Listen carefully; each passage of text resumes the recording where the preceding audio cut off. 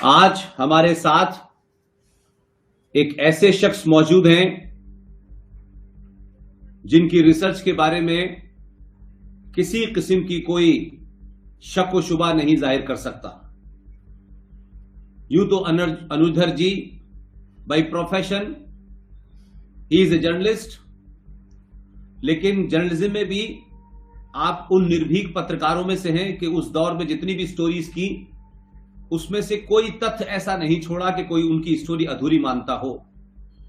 और उनका यह चरित्र उनको एक ऐसे विषय पर, जिस विषय को भारत में छूना तक भी लोग एक पाप समझते थे या उनको डर लगता था। हम सब जानते हैं कि सुभाष चंद्र बोस के ऊपर बहुत किताबें लिखी गईं, बहुत जर्नल में उनके बारे में छपा, और भारत में कुछ साल पहले तक सुभाष चंद्र बोस के ऊपर बात करना या नहीं अपने लिए परेशानियों को दावत देना। मेरे साथी अनुधर साहब ने एक बहुत बड़ा काम किया है, और वो काम इसलिए मैं बड़ा मानता हूं कि जब आप लीग से हट के काम करते हैं, विपरीत परिस्थितियों में काम करते हैं, और आपके पास किसी किस्म की कोई सरकारी सुविधा ना हो, किसी का आपको संरक्षण ना हो, तब ऐसा काम बहुत बड़ा काम लगता है। अनुधर साहब ने एक ऑथर हैं, अनुधर साहब, India's biggest cover up which inspired hit web series Bose dead and alive. और उसके बाद आपने एक जाने माने राइटर चंद्रचूड़ घोष के साथ मिलकर के एक किताब लिखी। उस किताब का नाम है, मुझे लगता है कि इसका प्रोनाउंसिएशन सबसे डिफिकल्ट है मेरे लिए। ये किताब का नाम क्या है, आप ही बताएं। Conundrum inside the Subhash Bose's life after death. Conundrum Subhash Bose's life after death. Conundrum is a riddle. It's a पहेली। इस किताब को आप सब देख सकते हैं। ये किताब मार्केट में अवेलेबल है, और अनुधर साहब ने यूं जानते हुए कि भारत के अंदर जो इंग्लिश मीडिया है, जो इंग्लिश राइटर हैं या इंग्लिश को पढ़ने वाले लोग हैं, वो बड़े सेलेक्टिव हैं, इसलिए इस तथ्यात्मक और इतनी खोजपरक किताब को एक छोटी सी शक्ल में आपने उसको अनुवाद कराया है हिंदी में। इस हिंदी किताब का अनुवाद का नाम है नेताजी, गुमनामी बाबा और सरकारी झूठ। ये मार्केट में अवेलेबल है, विशिष्टा पब्लिकेशन ने इसको छापा है। और इस किताब को पढ़ने के बाद जिस गुमनामी नाम के बाबा का जिक्र भारत की समय समय पर अखबारों में होता रहा है, उसकी क्या हकीकत थी, उसमें उन्होंने कितनी रिसर्च की, वो तमाम सारे तथ्य इसमें मौजूद हैं। लेकिन मैं अपनी बातचीत शुरू करने से पहले सिंगापुर में आईएनए के एक सोल्जर मेजर ईश्वर लाल सिंह साहब, जिन्होंने अपना एक वीडियो, हमारे एक युवा दोस्त जिनसे भी हाल में हमने लंबी बातचीत की आईएनए के ऊपर, जनाब शुभम शर्मा, जो ग्वालियर में रहते हैं, और उनको मैं मानता हूं कि जिस तरह से वो चीजों को बताते हैं, ऐसा लगता है कि वो आईएनए पे इंसाइक्लोपीडिया हैं। उन्होंने ये हमको एक वीडियो भेजा है। इस वीडियो को सिंगापुर में सॉफ्टवेयर इंजीनियर मोहतरमा उमा माहेश्वरी जी और उनके पति गणेश पीवी ने रिकॉर्ड करके भेजा है। मैं इसके अलावा उनका भी विशेष धन्यवाद करना चाहता हूं, जो मिस्टर देव साहब हैं, जो वहां चेयरमैन हैं Shri Narayan mission old age home के, जहां ईश्वर लाल सिंह भाटी साहब और बहुत से सिंगापुर के फौजी वेटरन वहां रहते हैं। कोविड के इस दौर में सिंगापुर जैसे मुल्क के अंदर जहां बहुत सख्तियां हों, ये वीडियो रिकॉर्ड करना बहुत मुश्किल काम है। लेकिन उसके बावजूद भी उमा महेश्वरी जी और उनके पति गणेश जी ने ये हमारे लिए भेजा है, और मैं चाहता हूं कि देश के युवा उस आदमी को सुने जो 93 ईयर ओल्ड हैं, और आज भी उनका क्या जज्बा है। और ये वीडियो में उन्होंने आईएनए के बारे में कुछ बोला है, मैं चाहता हूं देश के लोग उनको सुने। जय Hind. Allow me to introduce myself. I am Ishwar Lal Singh, a soldier of the Balik Sena at that time, and retired now. I'm 93 years old now. I wish I could have done more for the Indian National Army. I always feel I have not done enough. I would like to thank Prime Minister Narendra Modi for starting the Republic Day celebration on 23rd January, which is the birthday of Netaji Subhash Chandra Bose. 60,000 soldiers joined the Indian National Army. They were actually prisoners of war, but they felt very Indian at that time. Participated in the war and fought for freedom, out of which 26,000 soldiers sacrificed their lives. I request Mr. Modi to build an INA memorial on behalf of all the soldiers who martyred, and to start actions immediately on this front so that it can be ready before 15th August, which is the 75th Indian Independence Day. Yes, thank you very much. Jai Hind. Thank you Anuj भाई, आप जानते हैं कि मैं बातचीत में कोशिश करता हूं कि ये कोई सवाल जवाब ना हो, क्योंकि जो गेस्ट होता है लोग उसको सुनना चाहते हैं, उसकी बात को सुनना चाहते हैं, उसके पॉइंट ऑफ व्यू को सुनना चाहते हैं। इस किताब को लिखने की आपको प्रेरणा कैसे मिली और कैसे आपने इन तमाम इतने ऐसे हालात जहां कोई आपकी मदद ना करता हो और आपने दुनिया भर से इसमें इतने साक्ष्य जुटाए हैं, इसकी आपको प्रेरणा कैसे मिली और इस किताब को लिखने के बाद आप किस नतीजे पे पहुंचे? अनुज धर साहब, अपनी बात को रखिए। पुष्पेंद्र जी, मैं बहुत सालों से आपका प्रशंसक रहा हूँ और ये मेरा आज श्री गणेश हो गया है बहुत शुभ दिन पे। वैसे हमें कल करना था, लेकिन कल माफी चाहूंगा, कल एकदम से मेरे को मीडिया वाले पकड़ के ले गए तो मैं आ नहीं सका। नहीं तो मैं चाहता कि कल बहुत अच्छा दिन था, कल ही श्री गणेश कर देते तो और भी अच्छा रहता, लेकिन चलो एक दिन बाद भी हुआ है तो बहुत अच्छा लगा, आनंद आया। आप जो मुझसे सवाल पूछ रहे हैं, ऑलरेडी एक मेरी लाइफ के एक हिस्से को लेके एक फिल्म बन गई थी गुमनामी करके, और वो हिट हो गई काफी वहां पे। अब आप मुझसे पूछ रहे हैं कि पूरी कहानी, तो बहुत लंबी चौड़ी कहानी, कोई फिल्म बना सकता है उसके ऊपर, बहुत इतना ऐसा एक्सपीरियंस हुआ लाइफ में। कहानी जाती है मेरे दादा के ऊपर। मेरे दादाजी जो थे वो ब्रिटिश इंडियन आर्मी में थे, और मैंने कभी उनको देखा नहीं, उनकी शक्ल से काफी मेरी मिलती है, लेकिन उनकी फोटोग्राफ्स बहुत सारी मेरे पास पड़ी हुई है पुराने जमाने की। तो वो मुझे बताया गया घर के बड़े लोगों ने कि सेकेंड वर्ल्ड वॉर जब होती है तो वो जो फौजियों को बोला कि आपको लड़ने जाना है जर्मन से, तो अफ्रीका में वो पहले गए, क्योंकि अफ्रीका स्टार मेरे पास उनके मेडल्स पड़े हैं। अफ्रीका स्टार है उनके पास, बर्मा स्टार है। फिर उनको बोला बर्मा में जाना है आपको, कोहिमा में लड़ना है आपको, जापानी से लड़ना है आपको, तो ये आदेश हुआ।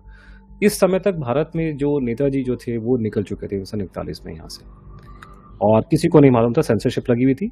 बाद में जब खबर आई कि रेडियो ब्रॉडकास्ट हो रहे हैं वो जर्मनी में है 42 में 43 में, उसके बाद फिर खबरें आनी बंद हो गई। तो भारत में जनता को कुछ नहीं मालूम था कि सुभाष बोस कोई आज़ाद हिंद फौज या कोई जापान की साइड से कोई आर्मी आ रही है, वो उसको लीड कर रहे हैं। पूरी सेंसरशिप लगी हुई थी, पूरा ब्लैक क्लाउड उन्होंने कर रखा था, फौजियों को भी नहीं मालूम था। तो ये लोग जो मुझे बताया गया कि जब वो पहुंचे वहां पे बॉर्डर के ऊपर, तो वहां से उनको उस तरह से लोगों ने लाउड स्पीकर से आवाज दी कि आप हमसे क्यों लड़ते हो, हम तो आपके भाई हैं। वो इनको शौक लगा कि ये तो हम तो जापानी से लड़ने गए थे, ये तो भारतीय निकले यहाँ पे, तो उन्होंने लड़ने से मना कर दिया। ये मुझे बताया कि जो भी मतलब मेरे ग्रैंडफादर वो इन्फेंट्री वगैरह में नहीं थे, वो तो स्टोर कीपिंग टाइप के, लेकिन वो उसमें थे वो, लेकिन साथ में गए थे उनके, बिकॉज उनको बॉर्डर जाना पड़ता साथ में करके, लेकिन लोगों ने लड़ने से मना कर दिया वहाँ पे। और वो वहां से फिर वो अलग कहानी थी कि मिसिंग इन एक्शन हो गए थे और बहुत प्रॉब्लम हो गई थी, व्हाटएवर।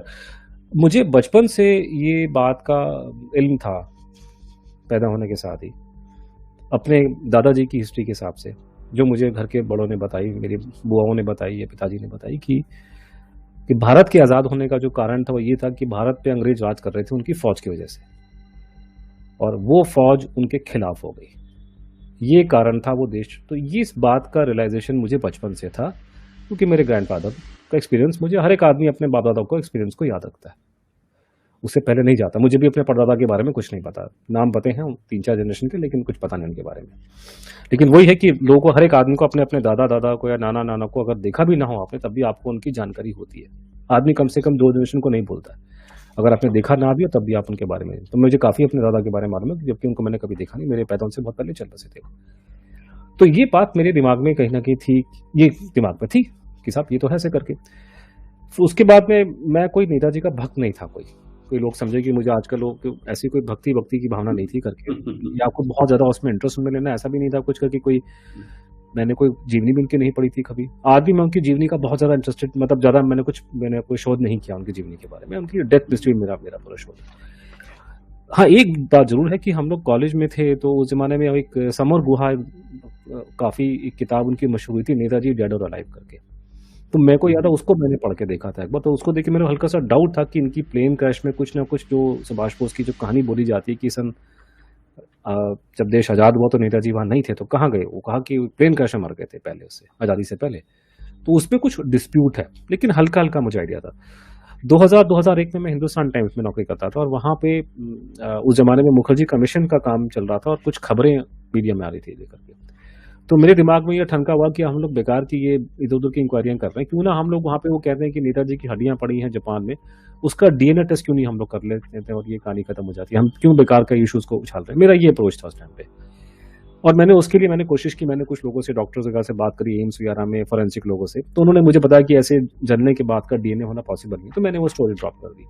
लेकिन मैंने, हाँ, एक स्टोरी मैंने ज़रूर कोई सुभाष बोस पे लिखी थी मैंने, तो वो हिंदुस्तान टाइम्स में छपी थी उस टाइम पे। उसके बाद मेरे एक सीनियर थे मेरे ही डिपार्टमेंट में, उनके दिमाग में ख्याल आया कहीं और से कि सुभाष बोस की डेथ के ऊपर प्रॉपर इंक्वायरी करनी चाहिए हिंदुस्तान टाइम्स को, और एक टीम बनाई गई। उसके अंदर उन्होंने मुझे भी लिया कि मेरे को इंटरेस्ट था उसमें, मैंने स्टोरी लिखी थी उसके बारे में, तो उन्होंने मेरा नाम कि इसको भी डाल दो उसके अंदर। और भी लोग थे, लेकिन मेरा नाम डाला उसके अंदर। और उसके इंचार्ज एक सितांशु जी थे, पुराने जमाने के जाने माने जर्नलिस्ट थे, पेट्रियट के एडिटर थे पहले, बीबीसी में काम कर चुके थे इंग्लैंड के अंदर। और उन्होंने सुभाष बोस को भी देखा था पुराने जमाने का, और नेताजी पे उनकी बायोग्राफी रूपा ने छापी हुई थी, तो उनके उसमें हमने ये काम करना शुरू कर दिया। और उसके बाद में मैं कभी निकल नहीं सका इसके से। अब एक एक्सीडेंट हुआ मेरे साथ में कि मतलब मेरे को एक ऑफिशियल असाइनमेंट मुझे मिला अपने न्यूज़पेपर से, तो मेरी इसमें जो एंट्री होती है वो कोई इमोशनल या उस कारण से नहीं हुई। ये मुझे एक असाइनमेंट था कि जैसे आप मेरे बॉस हैं, आपने मुझे बोला कि अनुज जाके इसकी इंक्वायरी करो, मैंने इंक्वायरी करी। तो ये मेरा स्टार्टिंग पॉइंट था। अब वहाँ पे चेंज होने शुरू हुई कि हम लोगों ने जितनी इंक्वायरी करी, मैंने उसमें आपको ज़्यादा इंटरेस्ट दिखाया था, क्योंकि मेरे को उसमें इंटरेस्ट था। धीरे-धीरे करते-करते जब परतें खुलनी शुरू हो गई एकदम के बाद, तब हम लोगों ने एक कंक्लूजन ड्रॉ किया। और ये बहुत बड़ी बात है सर, आप उसका अप्रिशिएट करेंगे। मीडिया रिपोर्ट करता, हम लोगों ने रिपोर्ट नहीं किया, हम लोगों ने कंक्लूजन ड्रॉ किया कि जो अवेलेबल एविडेंस है उसके हिसाब से सुभाष बोस की डेथ प्लेन क्रैश में नहीं हुई, और ये हिंदुस्तान टाइम्स के भी यहाँ पे बोला गया था। तो वो हमने कंक्लूजन ड्रॉ किया, और वो ड्रॉ करने के बाद उसको सारा, और उसका इतना ज़बरदस्त मतलब लोगों का उस टाइम पे उत्साह था कि हिंदुस्तान टाइम्स.com की वेबसाइट, जो शायद कहीं नहीं थी उस ज़माने में, इस सीरीज़ की वजह से मेरे ख्याल से वो नंबर 2 पर आ गई, बिल्कुल टाइम्स ऑफ इंडिया के नेक टू नेक आ गई थी उस टाइम। और बहुत से हिट्स हमको अमेरिका से बहुत आए, नॉर्थ अमेरिका से तब आके हिट्स आए। तो इसका मतलब कि लोगों को बहुत इसमें इंटरेस्ट था। और उसके बाद में हमें मुखर्जी कमीशन ने हमको गवाही के लिए बुलाया। उसके बाद में उस गवाही की कोई वैल्यू नहीं, क्योंकि हमारे पास कोई ऐसी इन्फॉर्मेशन नहीं थी कि जो कोई हम लोग मतलब, क्योंकि कमीशन जो डायरेक्ट एविडेंस मांगता है वो कंक्लूजन पे वो इतना नहीं चलता नहीं है, मतलब हमारी थिंकिंग पे नहीं चलेगा, उसका एविडेंस यही है। लेकिन वहाँ पे भी मैं कमीशन के सामने मैं गवाह नंबर 50 था, और गवाह नंबर 48 है श्री प्रणब मुखर्जी। तो प्रणब बाबू की और मेरी गवाही एक ही दिन हुई थी कमीशन के सामने। और प्रणब बाबू की हालत बड़ी खराब थी उस टाइम पे। मैंने अपनी आंखों से उनको अपने सामने देखा मैंने कि कितना वो घबराए हुए थे कमीशन के सामने, जबकि कोई मीडिया नहीं, कोई कुछ नहीं, गिनती के 4 आदमी वहाँ बैठे थे, लेकिन प्रणब साहब की हालत खराब थी। अब वो लंबी चौड़ी कहानी है। जब कमीशन में हमने गवाही दे दी, और मेरे जो कुलीग थे उन्होंने अपना छोड़ दिया, असाइनमेंट खत्म हो गया। मैं इसको मैं डाइजेस्ट नहीं कर पाया कि अगर हम लोगों ने ये चीज़ कंक्लूजन ड्रॉ कर लिया है कि नेताजी जो है नहीं मरे प्लेन क्रैश में, और ये हम कंक्लूजन ड्रॉ किया, और उस पर हमको कमीशन में जाके गवाही देनी पड़ गई, और समहाउ मेरे को दिल में एक कटोचने लगा ये बात। और धीरे धीरे अब अक्सर दिल्ली में रहते हैं, मैं पैदा भी नहीं दिल्ली में हुआ था, तो हमारे यहाँ तो कम से कम सारे सर्कल्स में ये लोग बात बोलते थे कि नेताजी रूस में थे, उनको मार दिया वहाँ पे। ये बात दिल्ली के अंदर बहुत जानी मानी, और सब लोगों ने बोला, ये पुलिस के लोगों ने, इंटेलिजेंस के लोगों ने, डॉक्टर पूर्वी रॉय ने उस जमाने बहुत एक्टिव थी, उन्होंने बोला करके। तो सभी के दिमाग में यही थ्योरी थी और पहले इस पर विश्वास नहीं होता था, लेकिन जब हम लोगों ने कंक्लूजन ड्रॉ कर दिया कि प्लेन क्रश में नहीं मरे, तो यही इसका ही भूत निकल करके आ गया। और मुझे बड़ी चिंता हुई, बड़ा मेरे को दिल मेरा उस पर पसीजा कि एक आदमी जिसने देश के लिए इतना बड़ा किया, उसने हमको आज़ाद कराया, वो इतनी गंदी मौत जाके मरे, वो भी रशिया में किसी डंजन में जाकर के, किसी गुलाग में जाकर के मर जाए, उसकी मौत हो जाए और कोई पूछने वाला नहीं हो। तो बड़ा बुरा लगा कि ऐसा तो नहीं हो। तो मैं डेस्परेट हो गया, क्या करें भाई, अगर हमने आधा कंक्लूजन ड्रॉ कर दिया तो आगे की बात निकालनी चाहिए। अब क्योंकि मैं डेस्क चलने सा, तो मेरे पास में कोई रिपोर्टिंग का कोई ऐसा वो था नहीं, और ना मैं कोई होम मिनिस्ट्री की बीट फॉलो कर रहा हूँ। तब मैंने डेस्परेशन में और आप कहते हैं तुक्केबाजी से मैंने लोगों से बातचीत करनी शुरू करी। मुझे जो भी मिलता था, कोई भी मिल जाए आदमी जान पहचान का इंपॉर्टेंट आदमी, मैं पूछूं यार तुम्हारा कोई जानने वाला है आईबी में, तुम्हारा कोई जानने वाला है रॉ में, तुम्हारा कोई जानने वाला है, कोई रिश्तेदार है तुम्हारे इधर पीएमओ में। तो इतना तो मालूम है कि सब अगर आपको सीक्रेट इन्फॉर्मेशन निकालनी है तो इनके पास में होगी, वो आपकी कोई संस्कृति में आपका एचआरडी मिनिस्ट्री के पास में नहीं होगी। अब मैं पागलों की तरह पड़ गया इसके पीछे, मैंने शुरू कर दिया शूटिंग इन द डार्क। अब धीरे धीरे धीरे करके लिंक निकलने शुरू हो गए। तो अब लेकिन जो इन्फॉर्मेशन निकलनी शुरू हुई उसमें से ऐसा कुछ नहीं था कि जो मतलब एक पैटर्न के अंदर फिट ना होती, वो पूरा पैटर्न पे फिट हो रही थी पूरी करके। तो वो धीरे धीरे और ऐसे करते करते तुक्केबाजी से, इसमें कोई मतलब मेरा कोई टैलेंट नहीं है, तुक्का लग गया, आप समझ सकते हैं, क्योंकि मैं तुक्के ले रहा था, तुक्के मार रहा था। तुक्केबाजी में मेरा कनेक्शन किसी ऐसे व्यक्ति से हुआ जिसका कनेक्शन किसी ऐसे आदमी के साथ था जिसने सारी फाइलें देखी हुई थी गवर्नमेंट के अंदर। I am talking about a very top level bureaucrat, top most position. वहां से फिर कुछ बात हमें कन्वे हुई, जो मैं सारी बात आपको नहीं बोल सकता ऑनलाइन। आपको मैंने ऑफ द रिकॉर्ड बोली, ऑनलाइन आपको नहीं बोल सकता। लेकिन वो जो बात हुई तो उन्होंने पूछा कि ये आजकल बड़ी खबरें आ रही हैं हिंदुस्तान टाइम्स 11 में नेताजी की डेथ के बारे में। उन्होंने मजाक उड़ाया, क्या ये कुछ भी नहीं है इसके अंदर, तो असली माल तो अंदर पड़ा है हमारे पास में, कुछ नहीं है, there's nothing in these media report में, कुछ भी नहीं है, ये साफ ऐसा बोला था। तो उन्होंने सवाल पूछा जो कॉन्टैक्ट पर्सन थे कि क्या वो मर गए थे प्लेन क्रैश में, तो उनका जवाब आया, अरे इतना बड़ा फ्रीडम फाइटर है, तुम क्यों उसको मारते हो। रूस निकल गया, वो तो रूस निकल गया था। गवर्नमेंट के पास रिकॉर्ड्स हैं, सब कुछ है, लेकिन इसको बाहर निकालना नहीं निकालना एक पॉलिटिकल डिसीजन है। तो ऐसी ऐसी बातें बोली। फिर उन्होंने एक वर्ड यूज किया जो बिल्कुल ऑलमोस्ट फिल्मी अंदाज में कि this is India's best kept secret, ये वर्ड यूज किया, ये फ्रेज यूज करी। और कुछ 4-5 बातें बोली हैं जो मैं नहीं बोल सकता हूँ। I know. You know it. I explained to you. Very controversial. कि ये इंडिया का बेस्ट केप्ट सीक्रेट है। यहाँ तक पुष्पेंद्र जी जो बात मुझे बोली गई ना, वो फिर भी एक पैटर्न में फिट आ रही है। रूस में थे, ये बहुत लोगों ने बात बोली थी। जैसे मैं आपको बताता हूँ कि हाँ, मतलब बहुत लोगों ने बोला बातें, मतलब उसमें कोई ऐसा नहीं कि it doesn't surprise you anything. उसके बाद में फिर लेकिन उसने एकदम से बॉम्बशेल ड्रॉप कर दिया, और वहाँ वो जो लाइन यूज करी, गवर्नमेंट के हाथ में है, ये उनका कॉल है, पॉलिटिकल कॉल है, ये हाँ, ये मुद्दा भारत के लोगों को समझ में नहीं आएगा। India best kept secret, we were in touch with him until 1985, we have all records, we even have the minutes of discussions of Prime Minister Indira Gandhi with him. My God. जब ये सुना तो मेरे, अब जैसे आप, मैंने कहा क्या पागल वाली बातें कर रहे हो यार। We were in touch with him until 1985, we even have minutes of discussions of Prime Minister Indira Gandhi with this Washington Post. Are you crazy? अब लेकिन वो सोर्स इतना ऑथेंटिक क्रेडिबल था कि मेरा दिमाग घूम गया, क्या बकवास कर रहा है, क्या बोल रहा है इंडिया बेस्ट केप्ट सीक्रेट। और जो 2-4 बातें जो मैं नहीं बोल सकता पब्लिकली, तो क्या बोल रहे हैं बैठ करके बातें। और मेरी नींद उड़ गई 2-3 दिन के लिए, क्योंकि मेरे पास सोर्स क्रेडिबल था।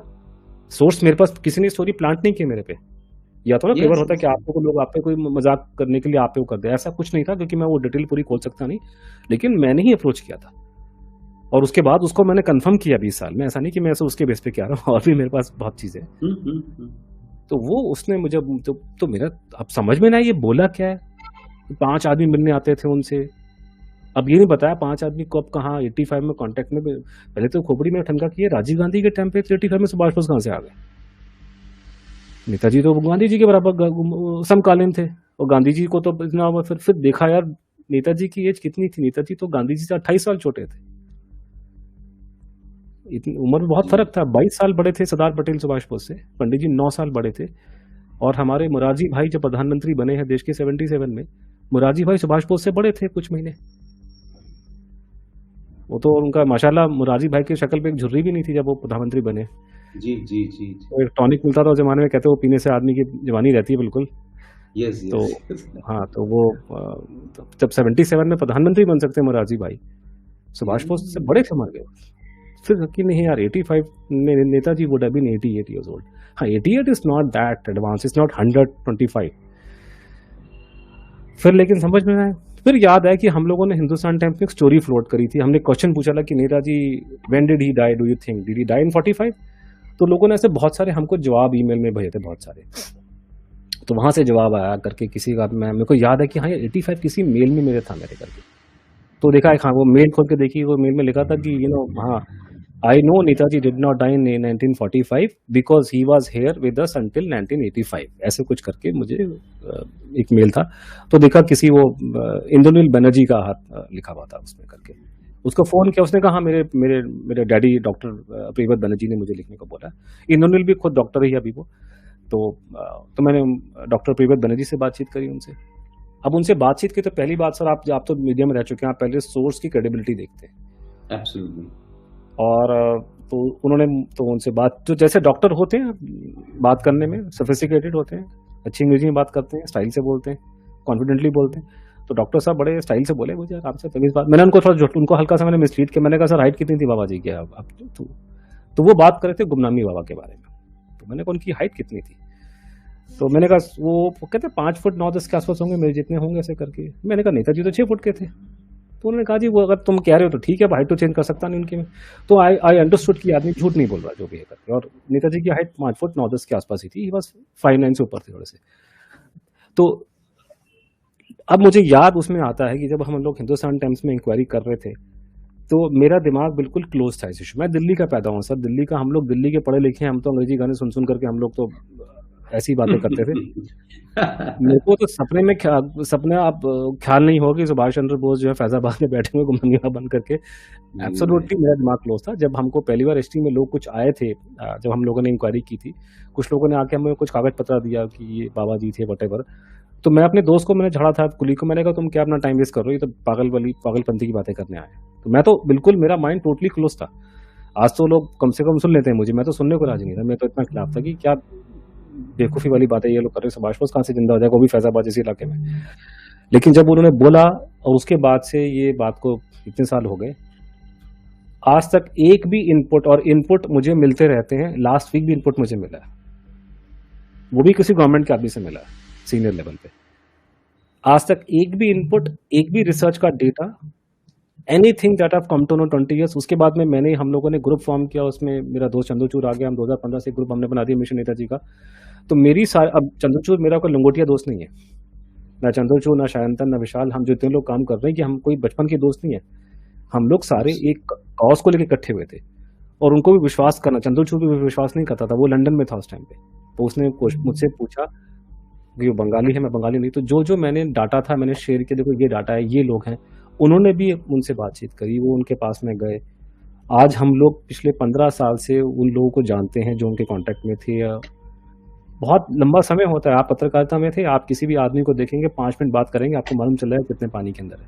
Absolutely correct. मैं तो उन लोगों को पिछले 15-20 साल से जानता हूँ। वही जो बैनर्जी जिसकी बात कर रहा हूँ, now he is doctor Banerjee because उसके फादर इज नो मोर। तो इंद्रनील को या उसके डैडी को मैं पिछले 15-20 साल से जानता हूँ लगातार। झूठ बोलने का मोटिव होता है सर, और ये बात सिर्फ इंद्रनील की नहीं है, वो बात हर एक व्यक्ति की जो उनके कांटेक्ट में था, चाहे लखनऊ में, चाहे कलकत्ता में, कहीं और, सारों के सारों की क्रेडिबिलिटी में कोई डिस्प्यूट डाउट नहीं है। और एक भी इंफॉर्मेशन, एक भी डेटा, हम उस बात करेंगे, इस केस के खिलाफ नहीं है।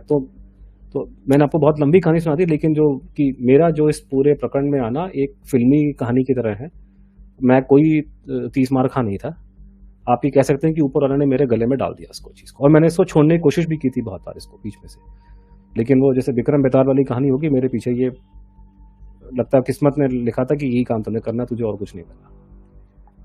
तो ऐसा समय आया कि मैंने छोड़ दिया बीच में कि छोड़ो, क्या करना, कुछ हो ही नहीं रहा था, गवर्नमेंट कुछ कर रही थी, हम लोग कब तक लड़ाई लड़ते रहेंगे।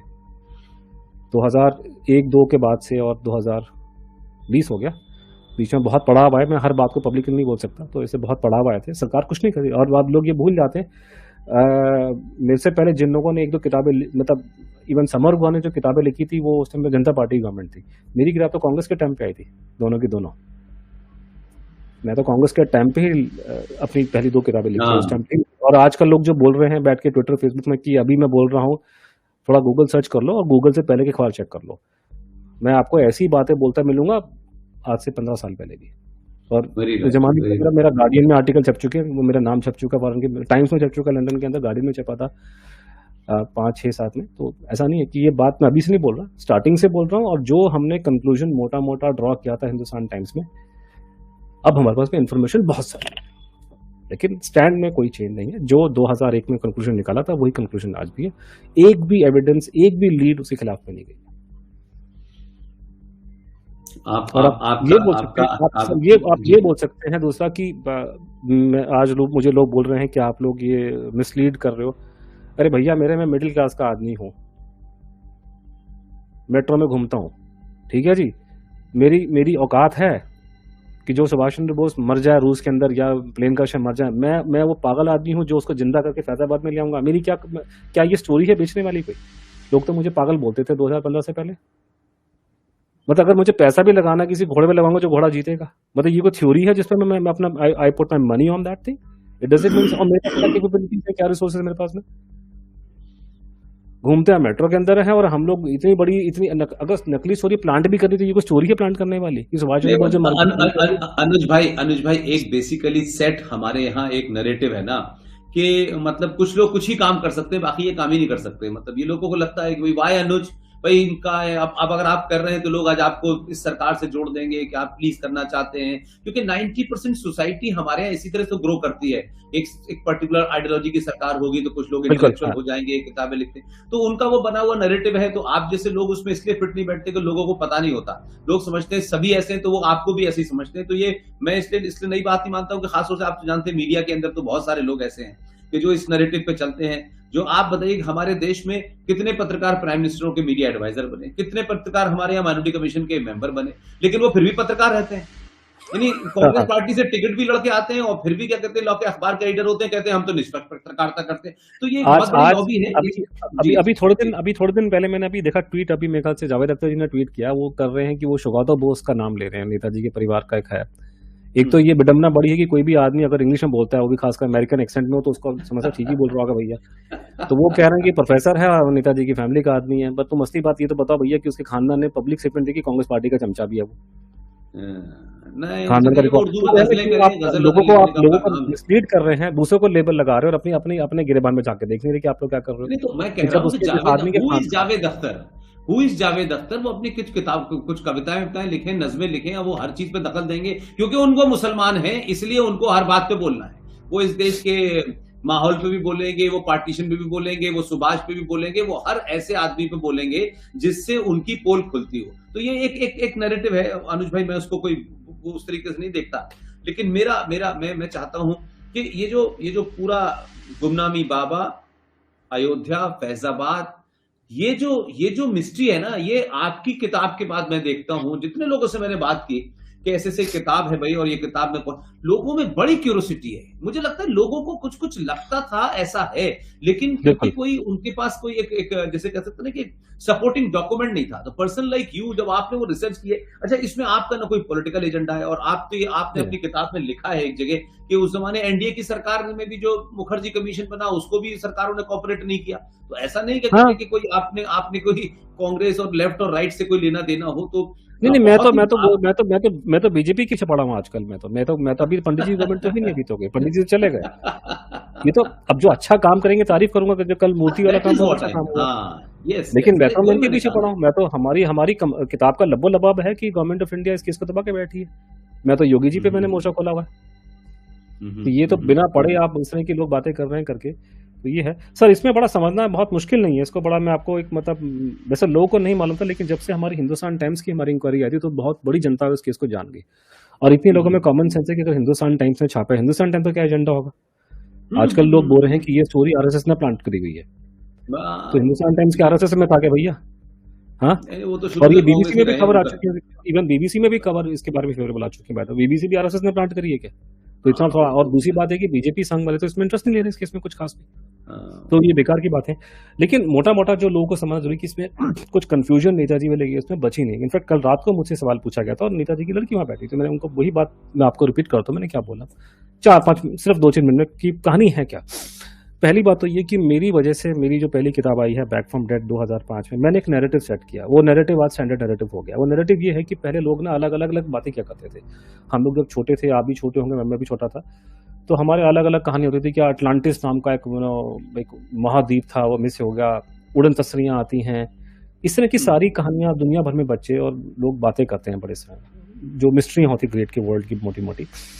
जो भारत के लोग हैं उनके लिए दो मिस्ट्री बहुत इंपॉर्टेंट होती थी उस इसी सीरीज में। वो कि नेताजी की, वो तो कहते हैं मर गए, लेकिन वो तो रूस में थे, किसी गुलाग में उनको देखा गया था, और या वो लाल बहादुर शास्त्री की डेथ जो है उसमें कुछ प्रॉब्लम थी, उनकी बॉडी नीली पीली पड़ गई थी। इस तरह की बातें हम बचपन में हम लोग सारे सुनते थे, करते आते थे। और ये भारत में, ये खासकर तब जब इंटरनेट टीवी नहीं था तो लोग बहुत ये चर्चा करते थे, चाय पे चर्चा उस जमाने में हुआ करती थी।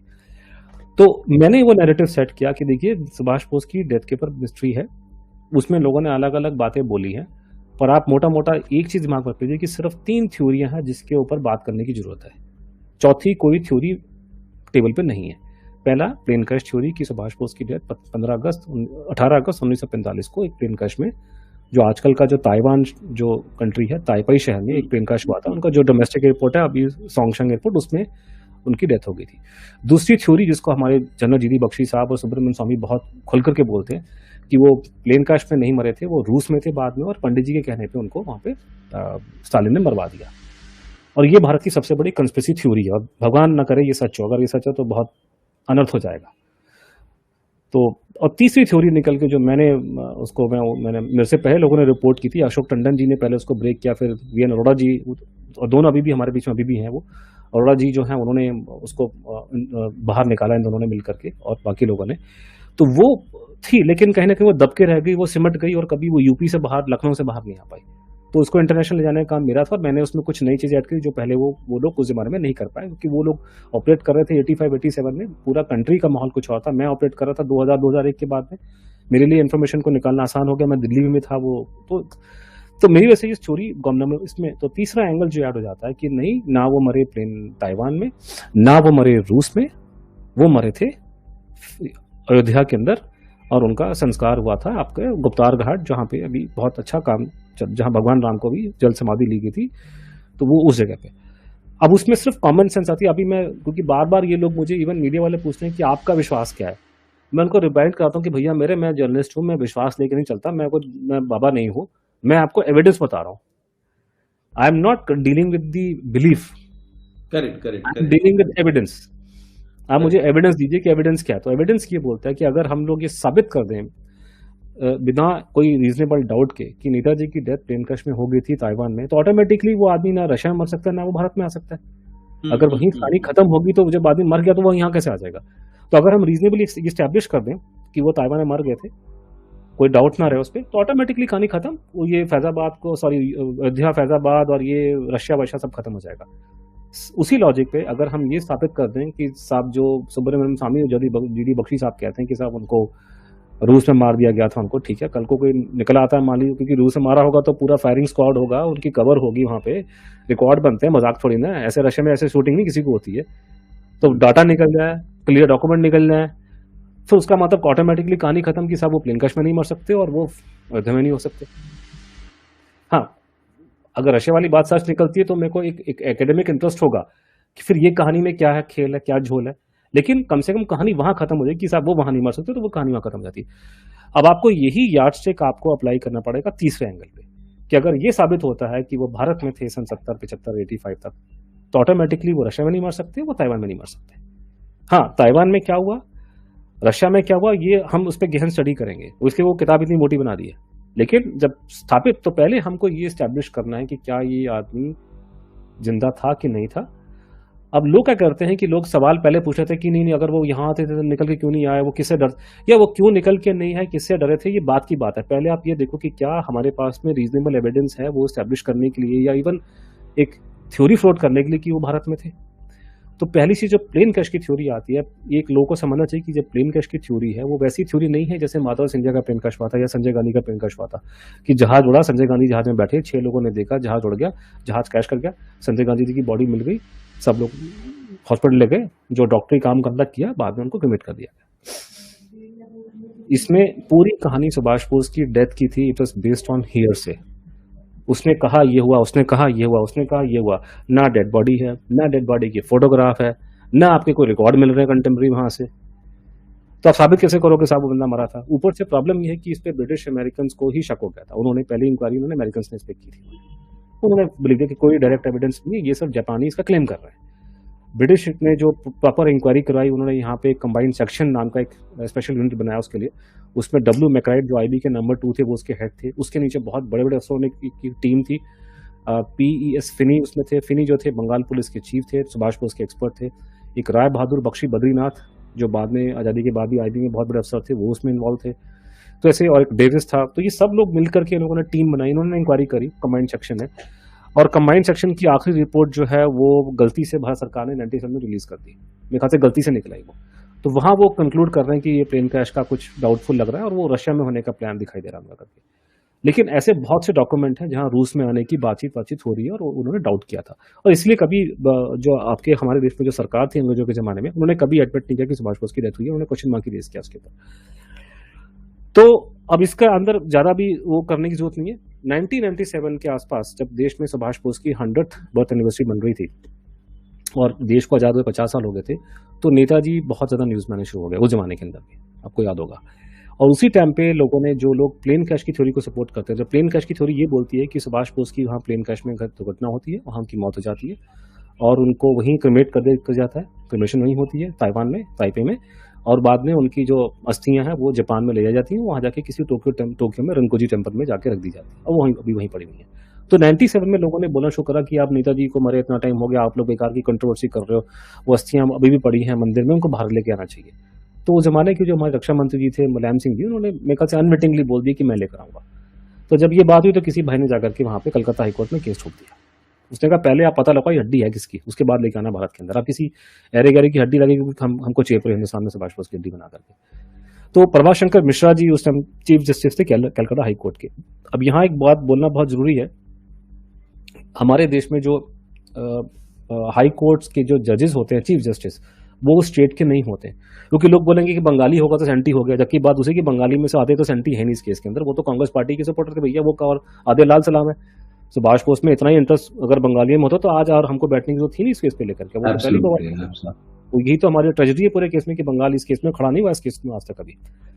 तो प्रभाष शंकर मिश्रा जी जो थे वो चीफ जस्टिस थे कलकत्ता हाई कोर्ट के, अभी वो यहीं ग्रेटर कैलाश में घर था उनका, उनकी वो खत्म हो गए। तो मैं उनसे मिला था, बाद में मिला था, लेकिन मैं आपको वो बता रहा हूँ जो उन्होंने कोर्ट के ऑर्डर में लिखा है, जो प्राइवेटली बोला वो तो अभी बहुत धमाल है उसके अंदर। अब उसमें उन्होंने जो रिकॉर्ड पे बोला कि उन्होंने सरकारी वकील से पूछा कि तुम्हारा स्टैंड क्या है, और ये रिकॉर्ड सर रिकॉर्ड पर है, ये बात बता, तो ये नहीं कह रहा कि जज में कोर्ट ने ये बोला, कोर्ट ने बोला नहीं, मैं आपको ऑर्डर कोर्ट कर रहा हूँ, कोर्ट के ऑर्डर में ही लिखा हुआ है। उन्होंने सरकारी वकील से, काउंसिल से पूछा कि तुम्हारा स्टैंड क्या है इस केस पे। अब यहाँ सोचने वाली बात यह कि जितनी हमारी डिस्कशन डिबेट्स होती हैं टीवी में, वहां पे आते हैं स्पिन डॉक्टर्स, पार्टियों के स्पिन डॉक्टर्स जो होते हैं बहस करने में माहिर होते हैं, खासकर वकील होते हैं वो लोग। तो तू तड़ाक करना, दूसरे को बोलना, चीखे मार देना, देखो ये काम कोर्ट में नहीं चलेगा, नहीं, कोर्ट वाला एविडेंस मांगेगा आपसे, और वही खासकर अगर जज को केस में इंटरेस्ट है तो वहां स्पिन डॉक्टरिंग नहीं चल सकती, या स्पिन डॉक्टरिंग कर सकते हैं टीवी चैनल पे आकर के। तो वहां उसको एडमिट करना पड़ा कि प्लेन क्रैश की थ्योरी बोली जाती है, लेकिन उसमें एविडेंस बहुत स्केची है और there are major contradictions in the eye witness account. एक तो स्टोरी सारी की सारी बेस्ड आई विटनेस अकाउंट पर, कंट्राडिक्शंस का हालत ये है, आपको मैं एग्जांपल देता हूँ। फॉर एग्जांपल, ये कोर्ट में नहीं बोला, लेकिन उन्होंने कंट्राडिक्शन की बात बोली, मैं आपको उसका एग्जांपल दे रहा हूँ। 5 या 6-7 आदमियों की आंखों के सामने सुभाष चंद्र बोस जो एक वीआईपी थे, जिंदा जल के मर जाते हैं, उनके कपड़े फाड़ दिए जाते हैं, नंगा करके उनको हॉस्पिटल ले जाया जाता है। इतना भयानक सीन अपनी आंखों के सामने आप देखेंगे तो कभी भूलेंगे क्या? नहीं। मैंने बचपन में, मैं बच्चा था तो मैंने पहली बार एक डेड बॉडी देखी थी, किसी आदमी पर ट्रक चढ़ गया था। आज के दिन भी मैं आपको जाकर के दिखा दूंगा कि नई दिल्ली में कौन सी सड़क थी, वो ट्रक था और कहाँ वो जगह खड़ी, क्योंकि ये चीजें दिमाग से निकाल सकता नहीं आदमी कभी, फोटो फिनिश मेमोरी हो जाती है। आप खासकर ट्रेजेडीज के बारे में, ठीक है, छोटी मोटी चीजें भूल जाएंगे। तो और यहाँ पे आप पढ़ेंगे तो आप उसमें देखेंगे एक आदमी आज कुछ बोल रहा है, वही आदमी एक महीने बाद कुछ और बोल रहा है, वही आदमी, और आपस में कुछ उनका, अब जैसे मान लीजिए मेन विटनेस कहता है कि साहब पहले उसने अमेरिकन को बोला कि जब हमको प्लेन क्रैश हो गया, मैं बेहोश हो गया, मुझे नहीं मालूम कि मैं बाहर कैसे आया, सुभाष बोस बाहर कैसे आए। दूसरी बार कहता नहीं, मैं उनको बाहर निकाल के लाया था, उनको रास्ते मैंने दिखाया, चलो ठीक है। वो दूसरा जापानी आके बोलता है कि नहीं नहीं, ये दोनों कुछ नहीं करते, मैंने इनको बाहर निकाला था, मैंने उनको बताया कैसे रोल करना है आप लोगों ने। एक और जापानी है, वो कहता है नहीं, ये दोनों कुछ नहीं कर रहे थे, मैं वहां से गाड़ी लेकर आया, वहां से एयरपोर्ट से, वहां से इनको मैंने बाहर निकाला। सर ये दुनिया में कोई भी कोर्ट इस चीज को एविडेंस नहीं मानेगा इसको। मेजर कंट्राडिक्शंस, मतलब वो कंट्राडिक्शन सारे कि आप बैठ के उस पर 1 घंटा 4 घंटा ले पढ़ सकते, इतने सारे कंट्राडिक्शंस है। डॉक्टर कुछ बोल रहा है, नर्स कुछ बोल रही है, नर्स पता नहीं है भी नहीं है, जो भी हुआ, तो बहुत कुछ प्रॉब्लम उसमें आगे थी करके। तो ये जब वो हुआ, तो जब कोर्ट ने बोला आप तुम खुद एडमिट कर रहे हो कि भैया कंट्राडिक्शन नहीं है, इसकी प्रॉब्लम है, तो तुम प्रॉपर इंक्वायरी करो इसकी। तो उन्होंने आदेश दिया कि आप इस पर इंक्वायरी करें। अब कोर्ट जो रूल्स के हिसाब से, अब ये भारत सरकार तब तक आ गई थी, हमारे अटल जी की गवर्नमेंट आ गई थी जी। और एक बात यहाँ बड़ी इंटरेस्टिंग सोचने वाली जो ये है कि जब जब इस देश में एक नॉन कांग्रेस गवर्नमेंट आई है, सुभाष बोस के बारे में कुछ अच्छा काम हुआ। ये जो घटना घटी थी 97 में, उस टाइम पे देवेगौड़ा की गवर्नमेंट थी और पहली बार हम लोगों ने रूस से बात करी है वीपी सिंह जी के जमाने में। जब जब इस देश में एक नॉन कांग्रेस गवर्नमेंट आती है, मैं इतना बोल सकता हूँ कि इवन नरसिम्हा राव के टाइम पे हल्का सा काम हुआ था, तो आप इसको पिन पॉइंट कर सकते हैं कि जब जब इस देश में एक नॉन डायनेस्टी गवर्नमेंट आती है तो सुभाष बोस को लेकर कुछ काम होता है। तो जब अटल जी गवर्नमेंट आई तो उस टाइम पे इनकी मीटिंग्स होती हैं। मीटिंग में अपने सोली सराफ जी थे, अडवाणी जी थे, होम सेक्रेटरी, फॉरेन सेक्रेटरी, सारा पूरे जो पूरे बैठते हैं। उन्होंने सुभाष बोस की फैमिली के लोगों से पूछा और पता नहीं क्यों फैमिली में जो कांग्रेस पार्टी का धड़ा है उससे पूछा, वो तो बिल्कुल फेवर में थे नहीं इंक्वायरी के। उन्होंने कॉमरेड लक्ष्मी सहगल से पूछा जो कम्युनिस्ट पार्टी की मेंबर थी, उसका भी व्यू वही है कि नहीं, इंक्वायरी की जरूरत नहीं है। तो सभी ने मना करा, लेकिन गवर्नमेंट ने कहा कि हम लोग फंस गए कि कोर्ट ने हमको बोल दिया है और इंक्वायरी होनी चाहिए, तो ऑर्डर इंक्वायरी का हो गया। और उस जमाने में जो प्रोटोकॉल होता है कि चीफ जस्टिस ऑफ इंडिया एक नाम सजेस्ट करता है, तो जस्टिस थॉमस का नाम मैंने सुना है कि पहले होने वाला था, लेकिन वो शायद अवेलेबल नहीं था, तो जस्टिस मनोज कुमार मुखर्जी के नाम का सजेशन हुआ और वो बंगाल के थे और सुप्रीम कोर्ट के बड़े जाने माने जज थे। आप जानते हैं जज अलग अलग किस्म के होते हैं, तो बड़ा वो सीधा सपाट आदमी था, पूरा टू द पॉइंट बात करेगा, अच्छे घर का था। उनके पिताजी बहुत जाने माने वकील वो थे, तो वो उनको उन्होंने काम सौंप दिया मनोज कुमार मुखर्जी का। अभी पिछले साल ही उनकी डेथ हुई है मुखर्जी की। तो उन्होंने इंक्वायरी करी, उन्होंने अपनी रिपोर्ट में कंक्लूजन दिया कि प्लेन क्रैश की थ्योरी जो थी वो पूरा एक नकली स्टोरी प्लांट की गई थी और सुभाष निकलने का प्लान उनका पहले बन गया था कि रूस जाना है, क्योंकि वही जगह थी जहां से उनको फ्रीडम स्ट्रगल में सपोर्ट मिलेगा।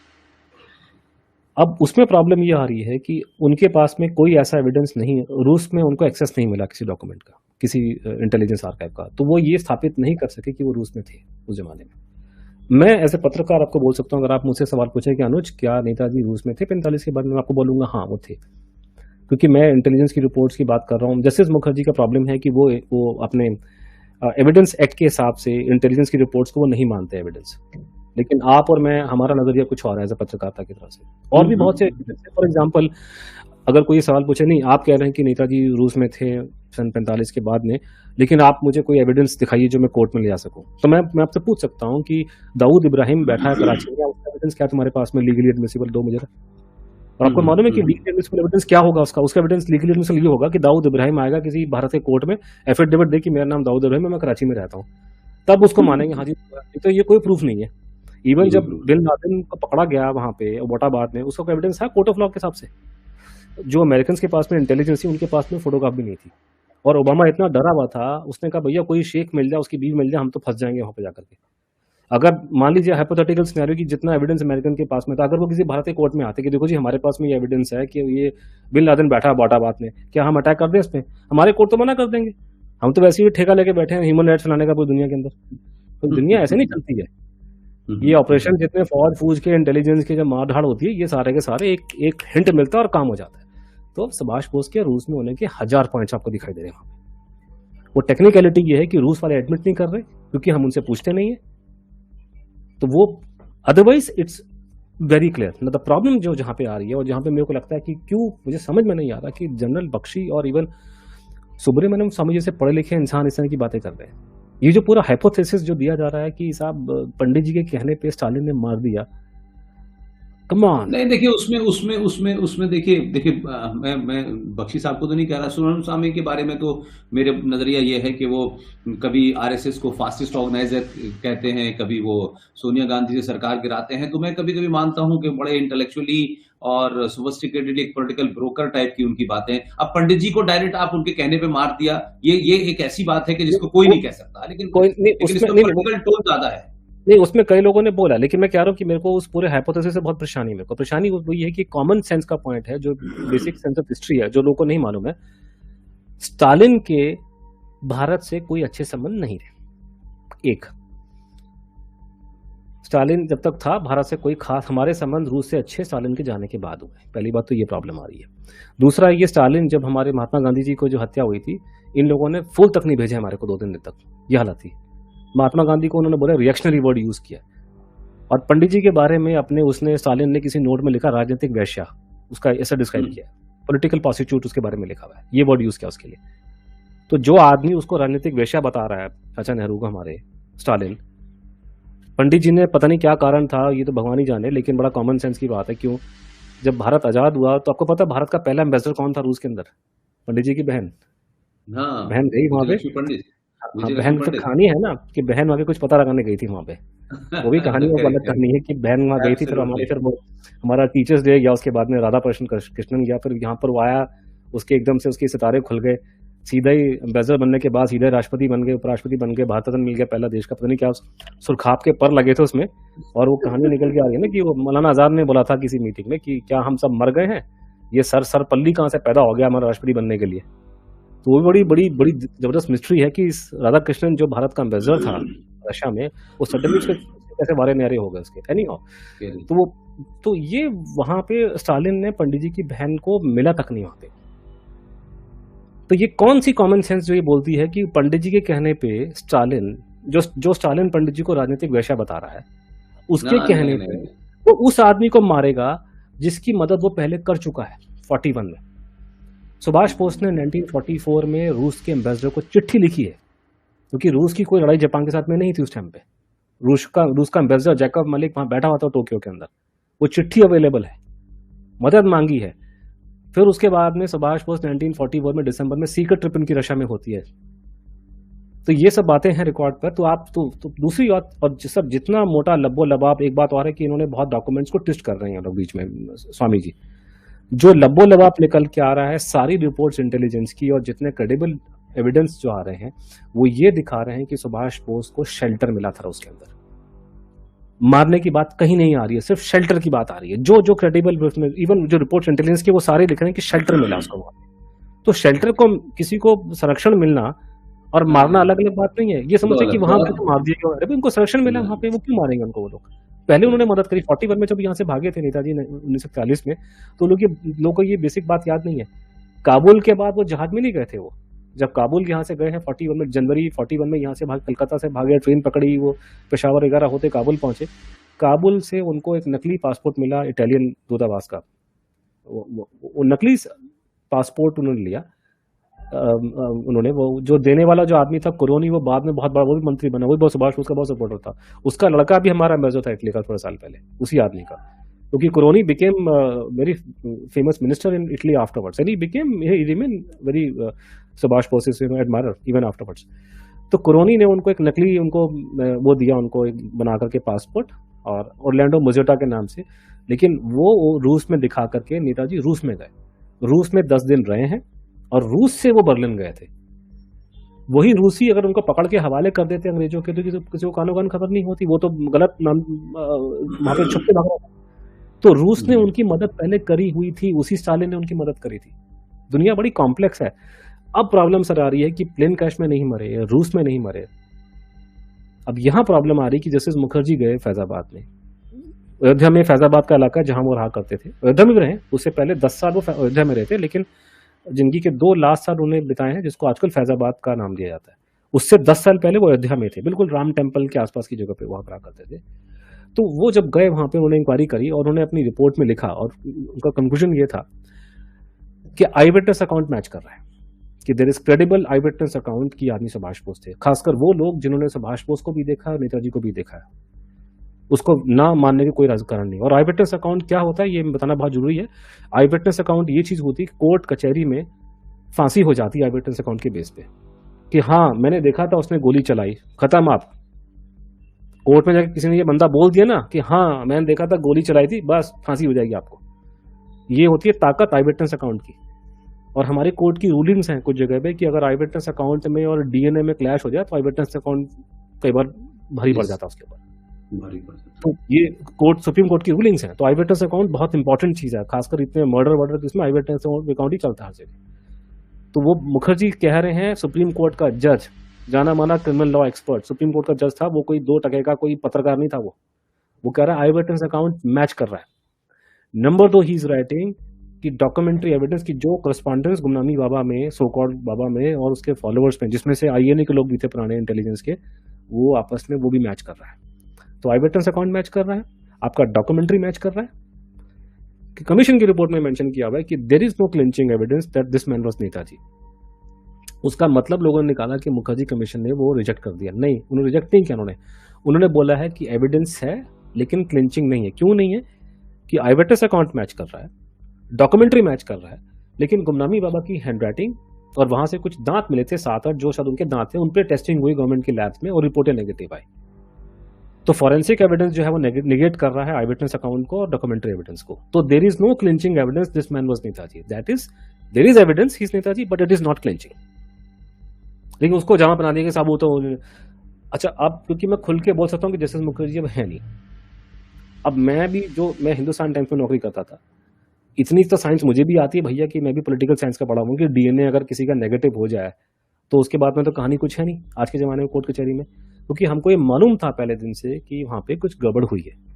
मुखर्जी साहब ने खुद हमको बताया था कि साहब इन्होंने रिपोर्टें चेंज करी हैं। उनको शक हो गया था लेकिन वो साबित नहीं कर पाए। आपकी तो मुलाकात मुखर्जी साहब से हुई है ना इस दरमियान में? बहुत बार। मैं रिटायरमेंट की बात कर रहा हूँ, कमीशन के टाइम पे नहीं बोल, कमीशन के टाइम पे तो बिल्कुल वो स्टिफ अपर लिप जो वो लेकिन इस किताब में आप लोगों की तस्वीर है आपकी बातचीत, वो अभी 2-3 साल पहले की है। वो 2-3 साल पहले। मैं उनके बात बोल रहा हूँ। जब वो कमीशन के वो नहीं, वो तो उन्होंने तो बोलना शुरू किया 3-4 साल बाद, मतलब कमीशन के हटने के बाद। और जब वो कमीशन चेयरमैन थे तब वो हमसे नहीं बात करते थे। ये जो भी बातें बता रहा हूँ कमीशन के टाइम पे उन्होंने बातें हमको बाद में निकलने के सब, उस टाइम पे तो बिल्कुल बात ही नहीं करते थे, बिल्कुल चुपचाप अपना काम करते थे। तो हमें मालूम था कि गड़बड़ है। और इनफैक्ट जस्टिस मुखर्जी का बाद में किसी ने गलती से रिकॉर्ड हो गया था इंटरव्यू जो अवेलेबल है यूट्यूब पे, उन्होंने कहा कि वो वही आदमी थे लेकिन मैं प्रूव नहीं कर पाया उसको। कोई और केस होता तो हंगामा मच जाता इस पूरे केस के लिए। एनीहाउ, अब फर्क जो ये पड़ा है कि पिछले बहुत सालों में, खासकर आज जो है, हमारे पास में पुख्ता सबूत आ गए हैं कि रिपोर्टों में गड़बड़ी हुई है। तो वो हम उस पर भी आएंगे। लेकिन अब मैं सवाल आपसे ही पूछता हूँ, सब लोगों से, देखने वालों से, कि मुखर्जी कमीशन ये साबित नहीं कर पाई कि गुमनामी बाबा नेताजी थे क्योंकि आई विटनेस अकाउंट मैच कर रहा था और आपका डॉक्यूमेंट्री एविडेंस मैच कर रहा था, लेकिन नेगेटिव रिपोर्टें आई थी। आज अगर हमारे पास में ये एविडेंस है कि वो रिपोर्टें फ्रॉड थी या हमारे पास में उनसे अच्छी रिपोर्टें पड़ी हैं, तो क्या हम कंक्लूजन निकालें फिर? तो मेरा कंक्लूजन बड़ा स्ट्रेट फॉरवर्ड है। जो बात मुझे बोली कि 20 साल पहले की इंडियाज बेस्ट केप्ट सीक्रेट, ये है वो।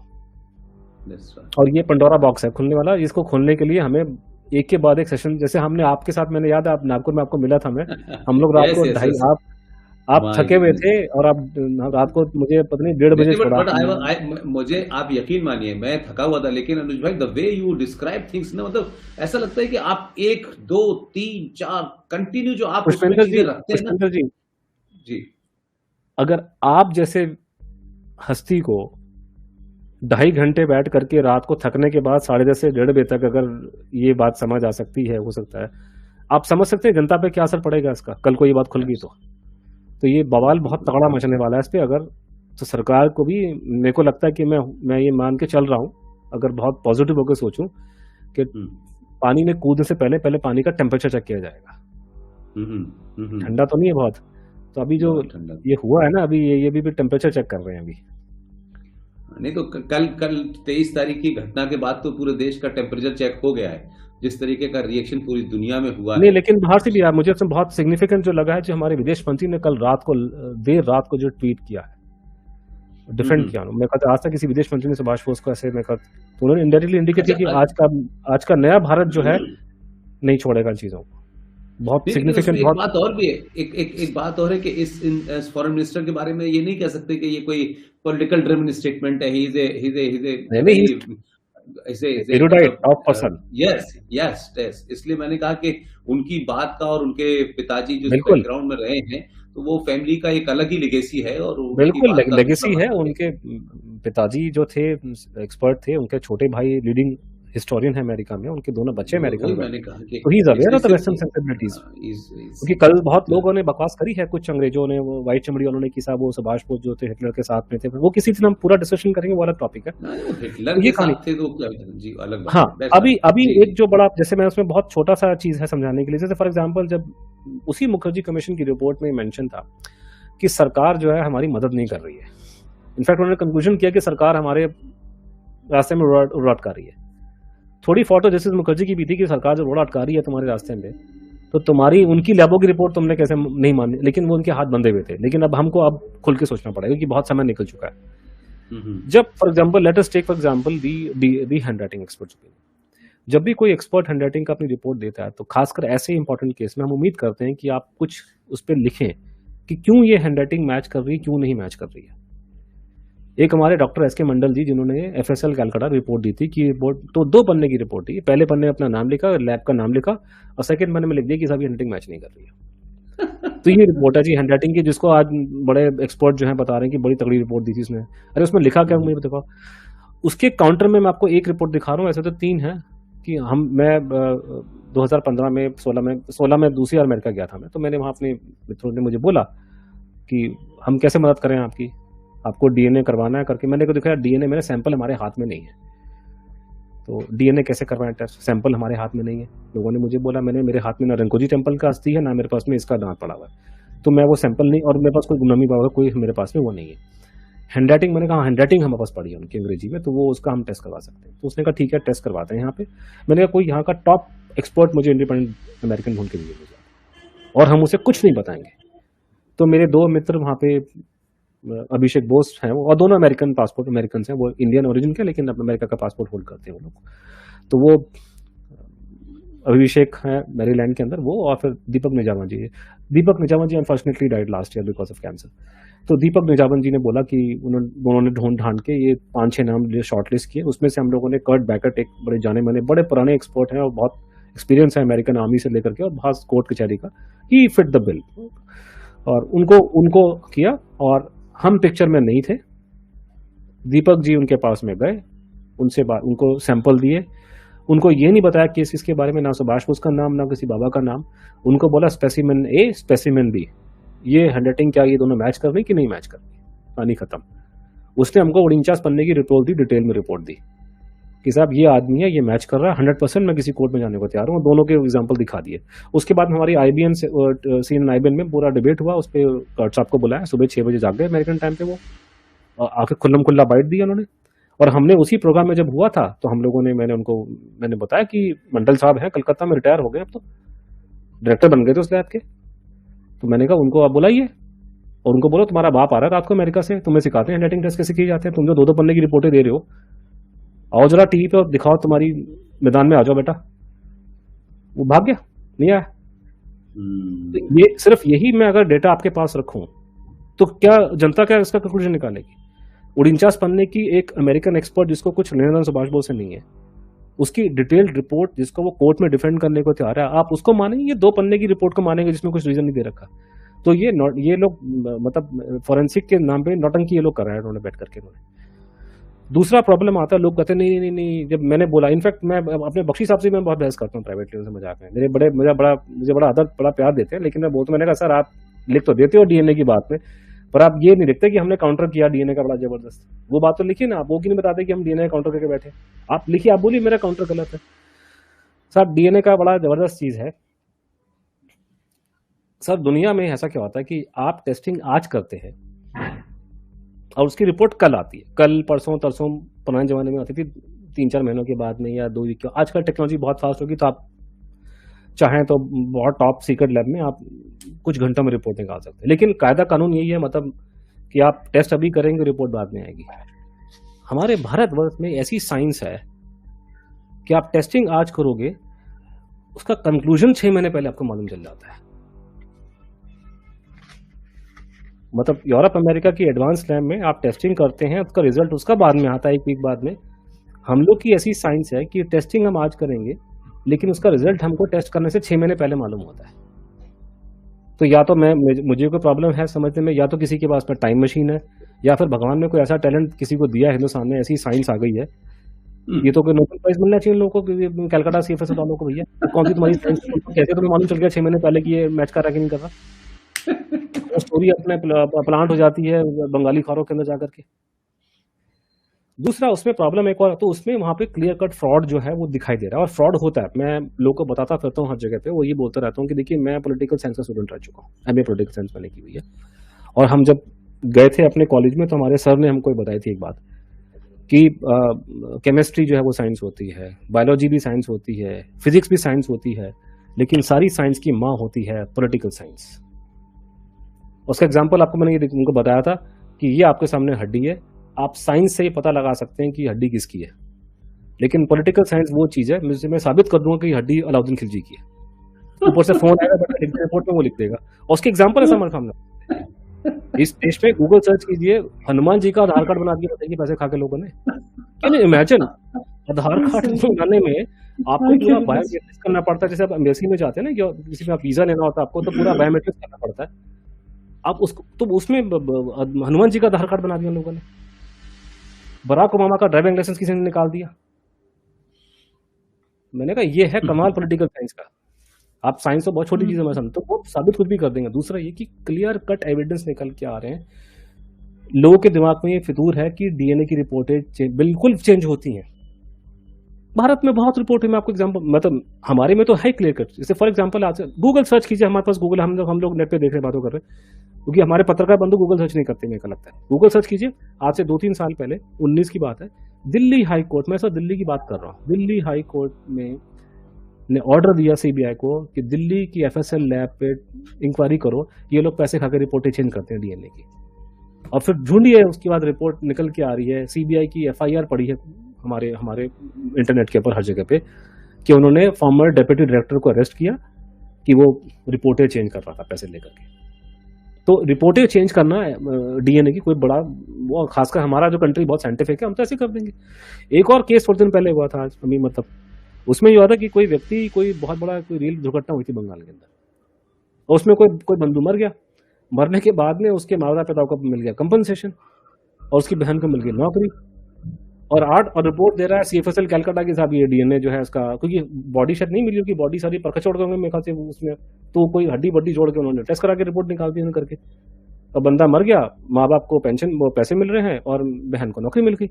और 15 साल बाद पता गया बाबूजी बैठ करके जिसकी मौत डिक्लेयर की, वो फेसबुक में बैठ के अपने अपडेट कर रहा था बैठ करके। सारे मीडिया में खबर है, आप गूगल सर्च कीजिए। ये दिमाग में ये लोग कहते हैं ना कि वो आप गुमनामी बाबा को सुभाष बोस कैसे बोल सकते हो, वो तो डीएनए की रिपोर्ट मैच नहीं की थी। जनरल बख्शी भी लिखने लगी। और मैंने कहा सर कौन सी दुनिया में रहते हो, ये भैया बड़ा साइंटिफिकली बड़ा एडवांस कंट्री है, पैसे खाकर रिपोर्टें चेंज कर देते हैं लोग, और यहाँ हमारे पास सबूत है। अच्छा, हमने वो डीएनए की रिपोर्टों को, खासकर ये हिंदी वाली किताब में हमने मेंशन किया और भी किया, उन रिपोर्टों को हमने जाने माने एक्सपर्ट्स को दिखाया, और वो टीवी में आकर के बयान दिया अपना लंबा चौड़ा, अपने लोगों ने, इंक्लूडिंग ऑस्ट्रेलिया के एक्सपर्ट हैं एड्रियन, उन्होंने, कि ये रिपोर्टें जो हैं गलत है। पूरा एक्सप्लेनेशन दिया पूरा उठा करके।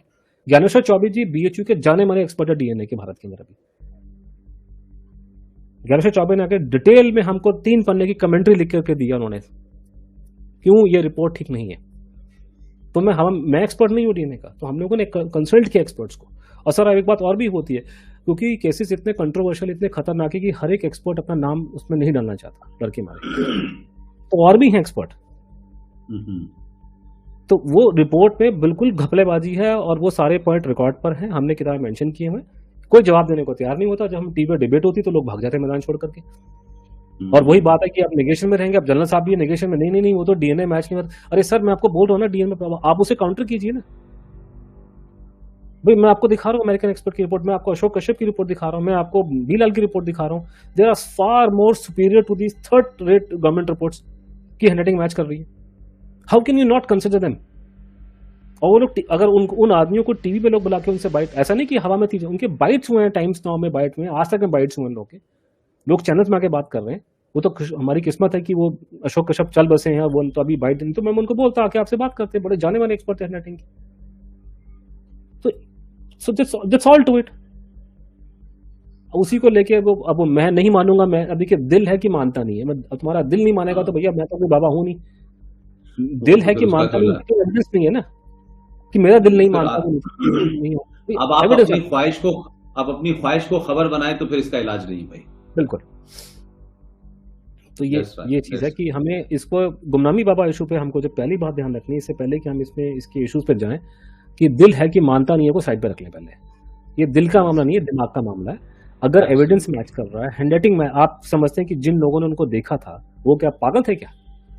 और उनका क्या इंटरेस्ट हो वो सकता है भाई? वो तो किसी पॉलिटिकल पार्टी के भी नहीं थे कि उनका कोई इंटरेस्ट हो गया बताना है कि नहीं बताना है। मैं आपको 2 लोग के नाम गिनाता हूँ जो उनके कांटेक्ट में थे। एक थे पवित्र मोहन रॉय, वो आदमी आईएनए इंटेलिजेंस डॉक्टर थे वैसे मेडिकल, लेकिन वो सुभाष बोस के साथ जुड़ गए। उस आदमी ने अपने 20 बच्चों को छोड़ दिया सुभाष बोस की फ्रीडम फाइट के लिए, देश के लिए। ये उसका सेक्रीफाइस है। ऐसे बहुत से लोग हैं जिन्होंने फ्रीडम फाइट के दौरान शादी नहीं करी होगी, लेकिन जिसने शादी कर ली, जिसके 20 बच्चों को छोड़ना कितना बड़ा सेक्रीफाइस है, ये वही जानेगा। उसने 20 बच्चों को छोड़ दिया, खैर बाद में मिल गए, अभी सब कुछ ठीक ठाक हो गया था, लेकिन उनको छोड़ छाड़ के भाग गया कि मैंने लड़ाई लड़नी है देश के लिए। और ये आदमी आईएनए का सीक्रेट सर्विस का जो मिशन थे, जो सुभाष बोस ने चुन चुन करके बंदों को भेजा था यहाँ सबोटाज करने के लिए, टॉप सीक्रेट सबमरीन से लोग ड्रॉप किए थे, पकड़े गए सारे, मुखबरी में मारे, बहुत को टॉर्चर करके मार दिया गया। पवित्र मोहन राय को फांसी हो गई थी, जो तो बाद में किस्मत से छूट गए वो लोग। तो वो आदमी अपनी जान सेक्रीफाइस सुभाष बोस के लिए कर चुका था। बाद में एमएलए बना है इलेक्शन जीत करके, फिर कांटेक्ट में आता है। वाई विल मैं क्यों नहीं विश्वास करूंगा इस आदमी की बात का? वो क्यों झूठ बोलेगा? उसके बच्चे क्यों झूठ बोलेंगे? दूसरा नाम लीला रॉय, उनका कोई रिलेशनशिप नहीं है पवित्र मोहन राय के साथ में। लीला रॉय जो थी वो सुभाष बोस के 2-3 साल छोटी थी वो में सिर्फ, और वो इतनी महान महिला थी। ज्यादातर ये जो हमारे रेवोल्यूशनरी फ्रीडम फाइटर थे जो गोली वोली मार के वायलेंस करते थे, ज्यादातर मिडिल क्लास के लोग आया करते थे। बड़े साहबों के बच्चे ये काम नहीं करते थे मारपीट के वो। तो लीला रॉय के फादर थे राय बहादुर, उनके दादाजी मेरे ख्याल से डिस्ट्रिक्ट मजिस्ट्रेट थे। तो वो ऐसे घर से आती थी वो, और वो मेरे ख्याल से वो उस इलाके में पूरे ढाका में उस समय पहली लड़की थी जिसने MA English medium MA English में किया था उसमें वो। और उनका सुभाष बोस से तब से बातचीत थी जब से दोनों टीनेजर थे। तो नेताजी के फादर भी राय बहादुर थे, उनके फादर भी राय बहादुर थे। उनकी हैसियत वो थी उस औरत की। और उनकी पार्लियामेंट में फोटो लगी हुई है, लगवाने वाले डॉक्टर मनमोहन सिंह के टाइम पे लगी है। और पार्लियामेंट में गिनती के 3-4 हैं बंगाल के लोग जिनकी फोटो लगी है, और वो भी पार्लियामेंट में जिसकी फोटो लगी हो वो भी वो व्यक्ति जो किस कांग्रेस पार्टी का ना हो, तो कोई बड़ा महान व्यक्ति होगा। तो ये वो है लीला रॉय। तो why would she tell a lie? उनको सुभाष बोस का पता नहीं है जिसको आप बचपन से जानती हैं। तो इस तरह की बहुत सी चीजें निकल के आ रही है, लेकिन वही हमने जैसे किताब में डिटेल में दिया कि वो सारी बातों को बैठ करके ऐसे बताना बड़ा मुश्किल होता है। जब मैं अपने लेक्चर देता हूँ तो मैं पावर पॉइंट प्रेजेंटेशन करता हूँ, दिखाता हूँ, देखो ये लीला रॉय की फोटोग्राफ है, ये उनका लेटर है। ये सुभाष बोस से सारी गुमनामी बाबा से मिलने के बाद उसने बोला कि मेरे भाई को बताओ मेरे बारे में, सेजदा को बताओ, मेरे दोस्त को बताओ मेरे बारे में। तो बताया 5-6 लोग को, डॉक्टर आरसी मजूमदार को बताओ मेरे बारे में। तो उन्होंने गिनती के नाम गिनाए 6-7 कि इन लोगों को मेरे बारे में बताओ। और भाई को मालूम चला, भाई को। और एक बात और, जो सुभाष बोस की फैमिली जो गड़बड़ कर रही है आज के जमाने में, इनकी फैमिली का स्टैंड था 1973 में कि सुभाष बोस जिंदा है और बाहर निकल के नहीं आ पा रहे क्योंकि उन पर वॉर क्राइम्स का चार्ज लगा हुआ है। आज फैमिली वाले पता नहीं क्या क्या बातें, मतलब जो ओरिजिनल लोगों के बच्चे अजीब अजीब सी बातें बोल रहे हैं कांग्रेस पार्टी की और कम्युनिस्ट पार्टी के प्रभाव में आकर के। तो ये मुझे लगता है पॉलिटिकल बेनिफिट्स के हिसाब से शायद वो सारी चीजें चल रही हैं। गुमनामी बाबा के हाथ की हैंडराइटिंग में लिखा हुआ है कि कांग्रेस पार्टी ने मेरी फैमिली को कॉम्प्रोमाइज किया। सिवाय अपने बड़े भाई सेजदा वर्ड यूज करते हैं वो मंजले भैया को, सेजदा सुरेश के और मेरा एक भतीजे का नाम लिया, इसके अलावा मेरी फैमिली कॉम्प्रोमाइज, उन्होंने हाथ से लिखा, हमने किताब में छापा अपनी मोटी वाली किताब में, कॉम्प्रोमाइज हुई मेरी फैमिली। तो वो बड़ा बहुत ज्यादा रुलाने वाला, मतलब आप पढ़ेंगे ना पूरा, जब उनके आपस में पत्राचार हो रहा है, उनसे बातचीत हो रही है, तो एक 19 उसमें लेटर उन्होंने लिखा लीला रॉय को उन्होंने, तो उसका आंसर आता है लीला रॉय का कि जिस तरीके की तुम बंगला यूज कर, जैसे तुम्हारी भाषा है, जिस तरह के तुम मुहावरे यूज कर रहे हो, कोई बच्चा पहचान जाएगा कि तुम कौन हो। उसका आंसर, अच्छा ऐसी बात है, मैं अपनी हैंडराइटिंग जरा कोशिश करता हूँ चेंज करने की। So he was trying to change his handwriting. तो वो लाल साहब ने पकड़ लिया एक्सपर्ट हैंडराइटिंग के कि देखो बेटा ये तो अपनी हैंडराइटिंग चेंज करने की कोशिश कर रहे थे, लिखने का स्टाइल चेंज कर रहे हैं। स्टाइल पे तो कंप्लेन नहीं कर सकता वो, लैंग्वेज वोकेबुलरी पे, लेकिन वो क्या कर रहे थे, अलग अलग स्ट्रोक मारे। But no, you cannot sir, you cannot change, you may be Subhash Chandra Bose but you cannot fool an handwriting expert. कोशिश कर रहे थे अपनी हैंडराइटिंग चेंज करने की, स्टाइल भी चेंज किया बहुत ज़्यादा, कैपिटल में लिखेंगे कुछ करेंगे, लेकिन वो पकड़ लेता है एक्सपर्ट। उसने कहा नहीं, 18 साल की उम्र के बाद में आपकी हैंडराइटिंग चेंज नहीं हो सकती, वो पकड़ लेंगे हम लोग। और खासकर तब जब आपके पास में हैंडराइटिंग के सैंपल्स बहुत सारे हों। ज़्यादातर हम जो हम करते हैं फॉर्जरी करते हैं एक सिग्नेचर के ऊपर। ये तो पूरा स्पेक्ट्रम अवेलेबल है ना, कि 1960 से लेकर 80 तक की गुमनामी बाबू की हैंडराइटिंग अवेलेबल है, और नेताजी की अवेलेबल है 20 से 40 तक की। तो आपके पास पूरा स्पेक्ट्रम निकल के आता है। और वो जब चेक करते हैं एक्सपर्ट हैंडराइटिंग के, तो वो ये नहीं देखते कि हैंडराइटिंग आपस में देखने में कैसी लग रही है, वो ये देखते हैं क्योंकि हैंडराइटिंग जब हम लिखते हैं तो दिमाग से सिग्नल्स आते हैं आपके, तो वो नोट करते हैं कि ये सिग्नल कैसा आ रहा है, कैसे आ रहा है, लिखने का स्टाइल। क्योंकि कई बार आप नोट करेंगे ना सैंपल अगर गुमनामी बाबा के और नेताजी के, तो नेताजी की उम्र है 25 साल और गुमनामी बाबा की उम्र है 85 ईयर्स ओल्ड, तो 85 साल के और 25 ईयर ओल्ड की हैंडराइटिंग बिल्कुल नहीं मैच करेगी। कई जगह हाथ भी हिलता है उनका। हाँ, हैंडराइटिंग बहुत सुंदर थी, लेकिन वो एक्सपर्ट पकड़ लेता है कि हिल भी रही है, लेकिन ये आदमी वही है, सिर्फ बुढ़ापे में उसका हाथ हिल रहा है।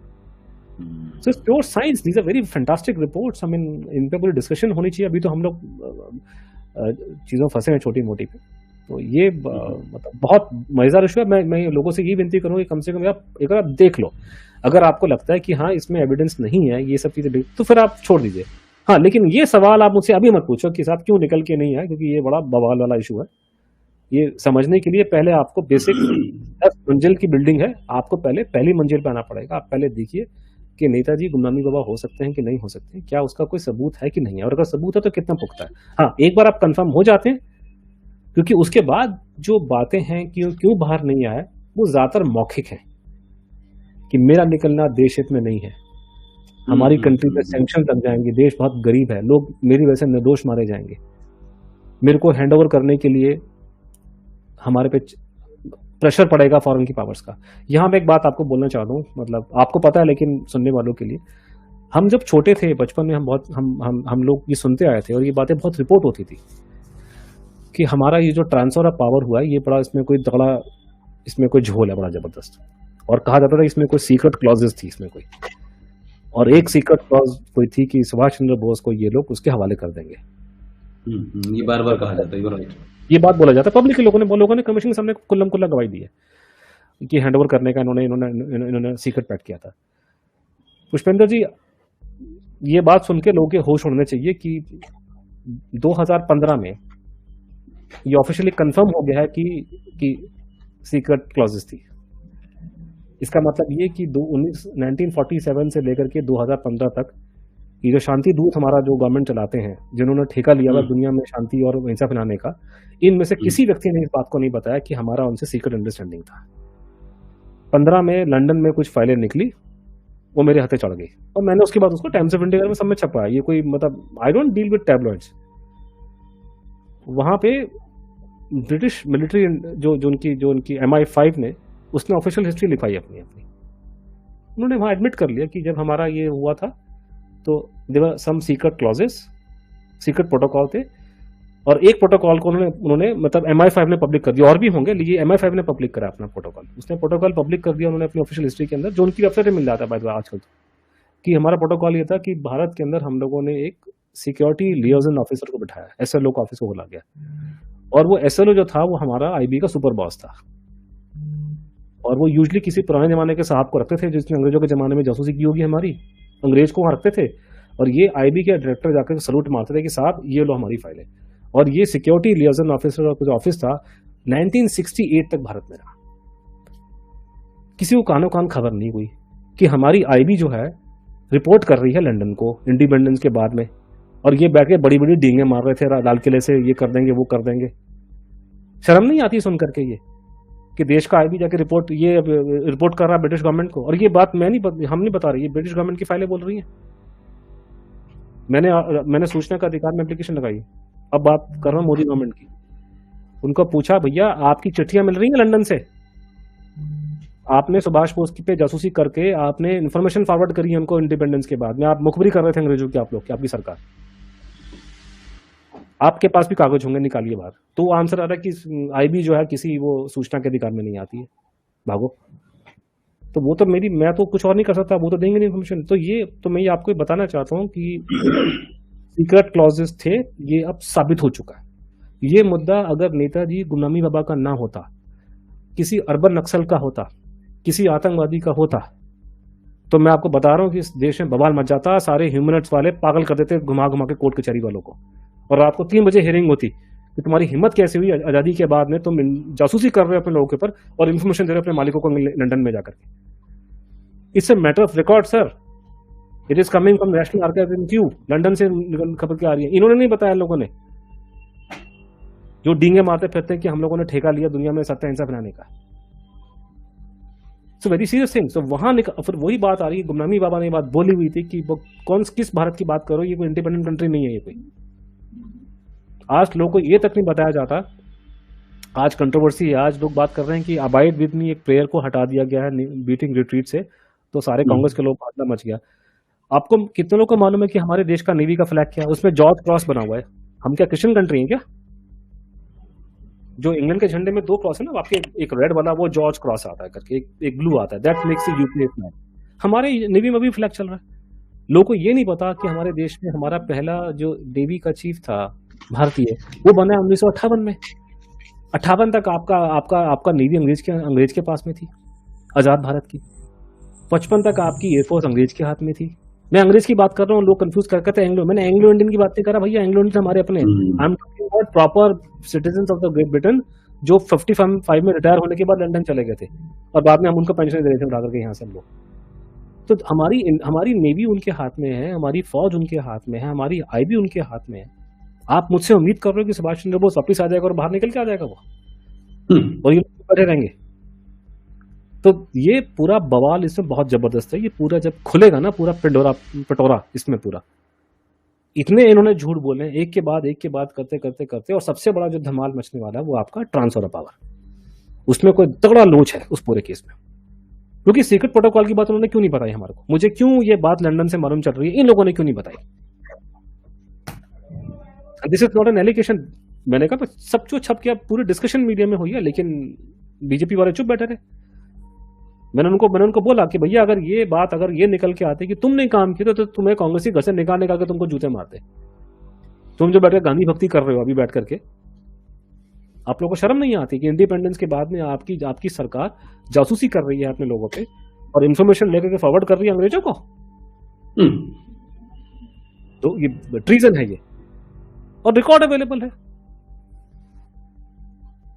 तो ये इशू बहुत, जो एक बड़ी, आपने शायद पढ़ा होगा ना वो टिंकर टेलर सोल्जर्स पाए, बड़ी फेमस सीरीज थी बीबीसी में। जी हाँ, वेरी फेमस सीरीज, सबसे अच्छी सीरीज वो मानी जाती है। तो उसमें बड़ा अच्छा डायलॉग था ना कि things are not what they always seem. चीजें जो दिखाई देती हैं वो है नहीं। गुमनामी बाबा नहीं है भैया कोई। गुमनामी बाबा का नाम ही लिखा गया था उसके मरने के बाद में, मीडिया ने बनाया था। He was never known by that name. वो बोलते थे यू आर डेड मैन, तुम्हारा मृत व्यक्ति, ऐसे करके बात करते थे। एक पर्दा लगा हुआ है, पर्दे के पीछे बैठा हुआ बंदा, उसके मुंह में है सिगार, और वो बैठ के अंग्रेजी में और बंगला में और बैठ के बातें कर रहा है सिक्योरिटी की, इंटेलिजेंस की, इन चीजों की बात में। There is no baba there. जो भी था गुमनामी बाबा नहीं था, है तो ये बात तो किसी भी आदमी को कॉमन सेंस में समझ में आ जाएगी। तो ये बहुत बड़ा रोचक और बहुत अच्छा टॉपिक है, डिस्कशन है, और ये समय आ गया कि हम इसकी बातचीत करें। और कल जो इस देश में घटना घटी है, मैं चाहूंगा अगर आप थोड़ा समय देंगे मुझे तो मैं 5 मिनट में आपको समरी, बिकॉज़ वो समरी बहुत अगर लोगों के सामने आई नहीं है कि उसका इंपॉर्टेंस क्या है, कल जो क्या हुआ है। प्लीज। वो ये है सर कि दिल्ली में सबसे इंपॉर्टेंट रोड है राजपथ, जिसका नाम था पहले किंग्सवे जी। एक किंग्सवे थी, क्वींसवे थी। क्वींसवे का नाम पढ़ दिया उन्होंने कस्तूरबा गांधी मार्ग, और ये किंग्सवे, तो उसका नाम है राजपथ, राजा का पथ जो होता है। तो राजा के पथ पे सबसे इंपॉर्टेंट जगह में वो एक बड़ी कनोपी थी जहां पे राजा की मूर्ति लगी थी, किंग जॉर्ज 5 की। ठीक है जी। आप कह रहे हैं कि भारत देश आजाद हो गया, हमें तो आजादी के बाद किसी की माई की लाल में हिम्मत नहीं थी कि राजा की मूर्ति हटा दे। और राजा भाई तुम्हारा वो, आप तो उसके अंदर में आते थे, डोमिनियन स्टेटस आपको मिला था, राजा था आप लोगों का, तो वो नहीं हटा इन लोगों ने। आज कोई मैं देख रहा हूँ, कोई अशोक नाम के कोई व्यक्ति हैं, वो कांग्रेसी इतिहासकार हैं, वो बोल रहे हैं कि पंडित जी ने उखाड़ फेंका। मैंने कौन से पंडित जी ने फेंटा भैया? वो तो 65 में के बाद जाकर हटी है। पंडित जी तो मर चुके थे उस टाइम पे, पंडित जी ने कोई हाथ नहीं लगाया। पंडित जी तो जॉर्ज 6 की जब मरने की मास पड़ी गई है तो वहां जाकर के पहुंच गया था यहाँ दिल्ली में चर्च में। सर हमारा राजा था भाई, इंग्लैंड का राजा। ये लोगों को पता नहीं है कि इंग्लैंड का राजा हमारा भी हेड ऑफ द स्टेट था इंडिपेंडेंस के बाद में। राष्ट्रपति बनने से पहले हमारा head of the state England का राजा ही था। हमें वो डोमिनियन स्टेटस मिला था, आजादी नहीं मिली थी हमारे को। तो वो उसका, और इवन 51-52 की खबरें हैं कि भारत के राष्ट्रपति राजन बाबू, सोचिए आज के जमाने में अगर ये खबर हो कि राजन बाबू भारत के राष्ट्रपति ब्रिटिश हाई कमीशन में जा रहे हैं राजा का जन्मदिन मनाने के लिए। शर्म आ रही है सुन करके? भारत का राष्ट्रपति जा रहा है इंग्लैंड हाई कमीशन भी, क्योंकि आजकल तो हाई कमिश्नर को राष्ट्रपति ऑफिस में जाएगा तो उसको तो पीए नहीं मिलेगा, उससे प्रोटोकॉल नहीं, उसका अलाउ नहीं करेगा। और राष्ट्रपति, भारत का राष्ट्रपति जा रहा है कहाँ पे? ब्रिटिश हाई कमीशन में, राजा किंग जॉर्ज का जन्मदिन मनाएंगे 6 का। तो उस किंग जॉर्ज 6 के पिताजी की यहाँ मूर्ति लगी थी इनकी हटाने की। कोई वो मूर्ति वहां से नहीं हटनी थी आज तक।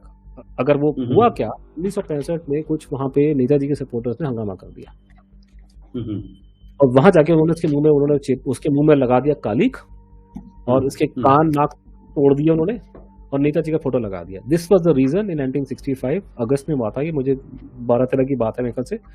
इसके बाद से ये मूर्ति हटाने का प्लान हुआ और ये इन्होंने जाकर के 1968 में हटाई है मूर्ति। तो ये उस जगह पे मूर्ति, फिर उसके बाद अब वो देखिए इनकी फितरत देखिए गांधी भक्तों की, कि मूर्ति पे कालिक मरी सुभाष बोस के सपोर्टर्स ने। मूर्ति का मुंह तोड़ा सुभाष बोस के, उसके जो कान मान थे तोड़ दिए उन्होंने, चिसल ऑफ कर दिया सुभाष। जब वहां से हट गई तो गांधी भक्त कहते गांधी जी की मूर्ति लगेगी यहाँ पे, जो उन्होंने पैटर्न उनका पहले का था कि लड़ाई लड़ने में सबसे आगे सुभाष बोस के फॉलोअर, लेकिन जब गद्दी खीर खाने की बात है तो गांधी भक्त पहले पहुंच गए लोग, है ना। लड़ाई करे कोई और खीर खाने ये लोग पहुंच जाते हैं, तो कहते गांधी जी की मूर्ति लगी यहाँ पे। अब हमारी किस्मत थी कि वो इन्होंने बड़ा कोशिश किया गांधी की लग जाए, लेकिन लगी नहीं।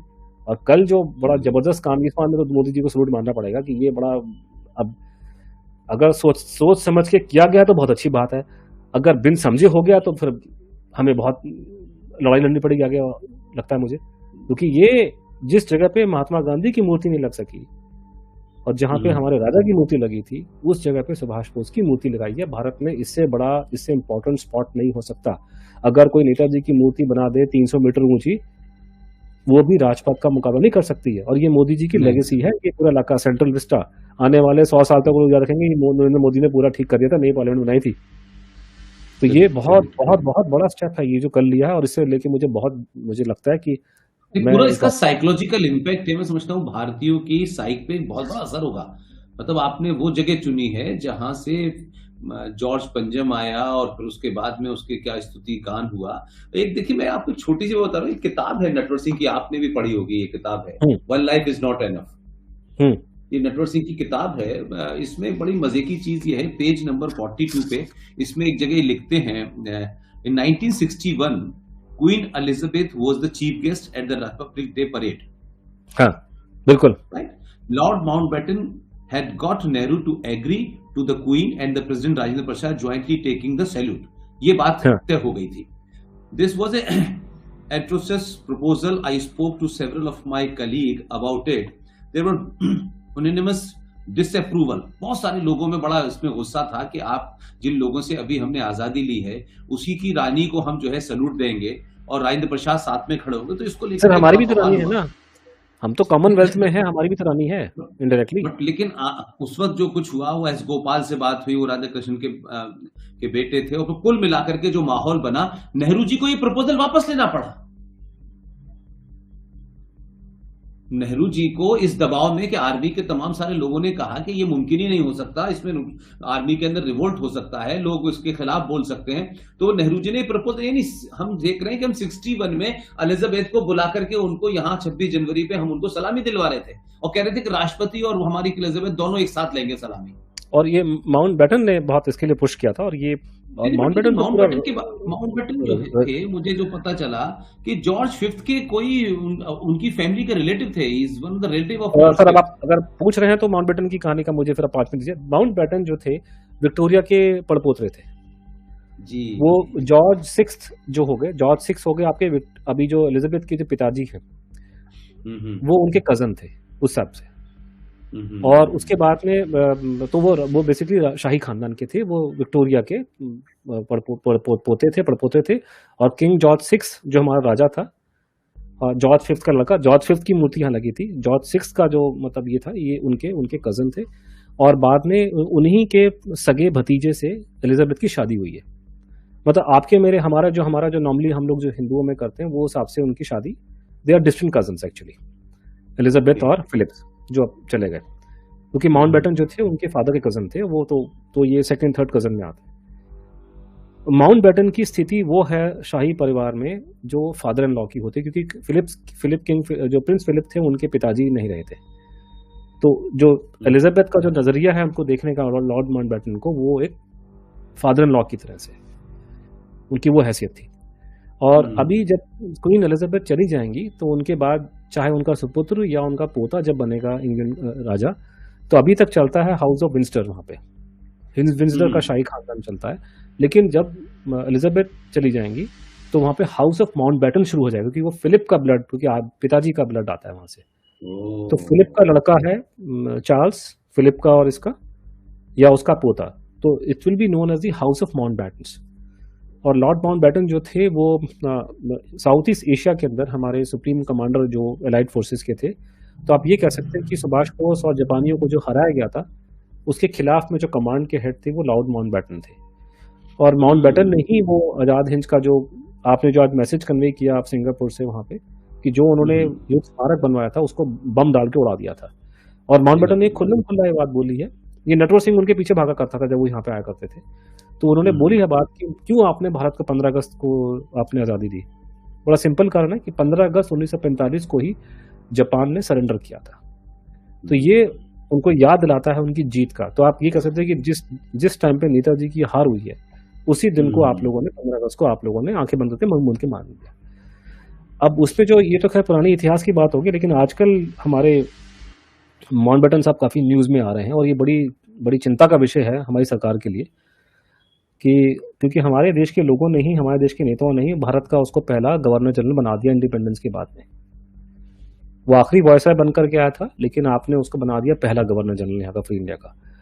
और सब प्रॉब्लम ये हो गई है, अगर आप पढ़ रहे हो आजकल अखबार इंग्लैंड के, तो माउंटबेटन साहब तो निकले पीडोफिल।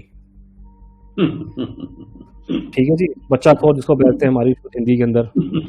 प्रॉब्लम ये आती है कि अगर एक आदमी बच्चाखोर पकड़ा गया तो और किसका नंबर आएगा, मुझे ये डर लग रहा है अभी, क्योंकि ये जमाना था थे तो किसी को पता था नहीं कि बीमारी भी होती है। तो अभी जब आपके पादरी पकड़े गए हैं यूरोप अमेरिका में, कि ये तभी तो लोगों ने छोड़ दिया बच्चों को भेजना चर्च वगैरह के अंदर। तो बात नहीं करता इस पे कि सारे के सारे पादरी तो दूसरा तीसरा आदमी तो वहाँ पे पीडोफिल निकल रहा है, वहाँ पे बड़ी बीमारी फैली हुई है हम लोग के चर्च के अंदर, मेरे को लगता है। तो प्रॉब्लम ये हो रही है कि अगर आपका पहला गवर्नर जनरल पीडोफिल निकला था, तो दूसरा नंबर किसका है?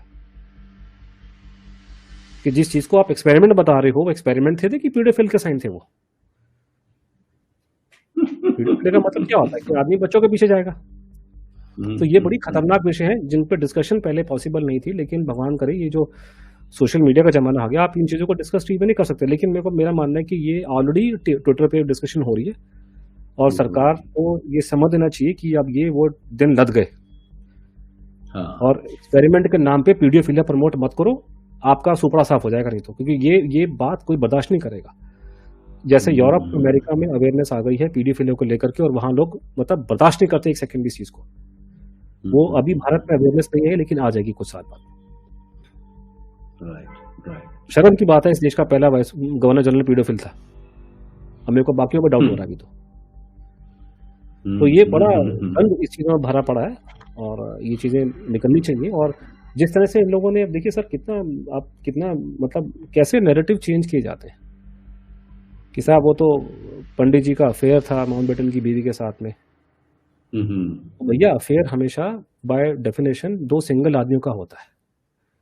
दूसरे की बीवी को लाइन मारने को अडल्टरी कहते हैं। इस तरह की घटिया हरकतें लोगों ने करी हैं उस जमाने में। शर्म आता है, पाक पढ़ते हैं तो उनको शर्म आती है हम लोग को। आज मैंने ट्विटर में मैंने डॉक्यूमेंट पोस्ट किया, इंग्लैंड में मेरे हाथ लगा था।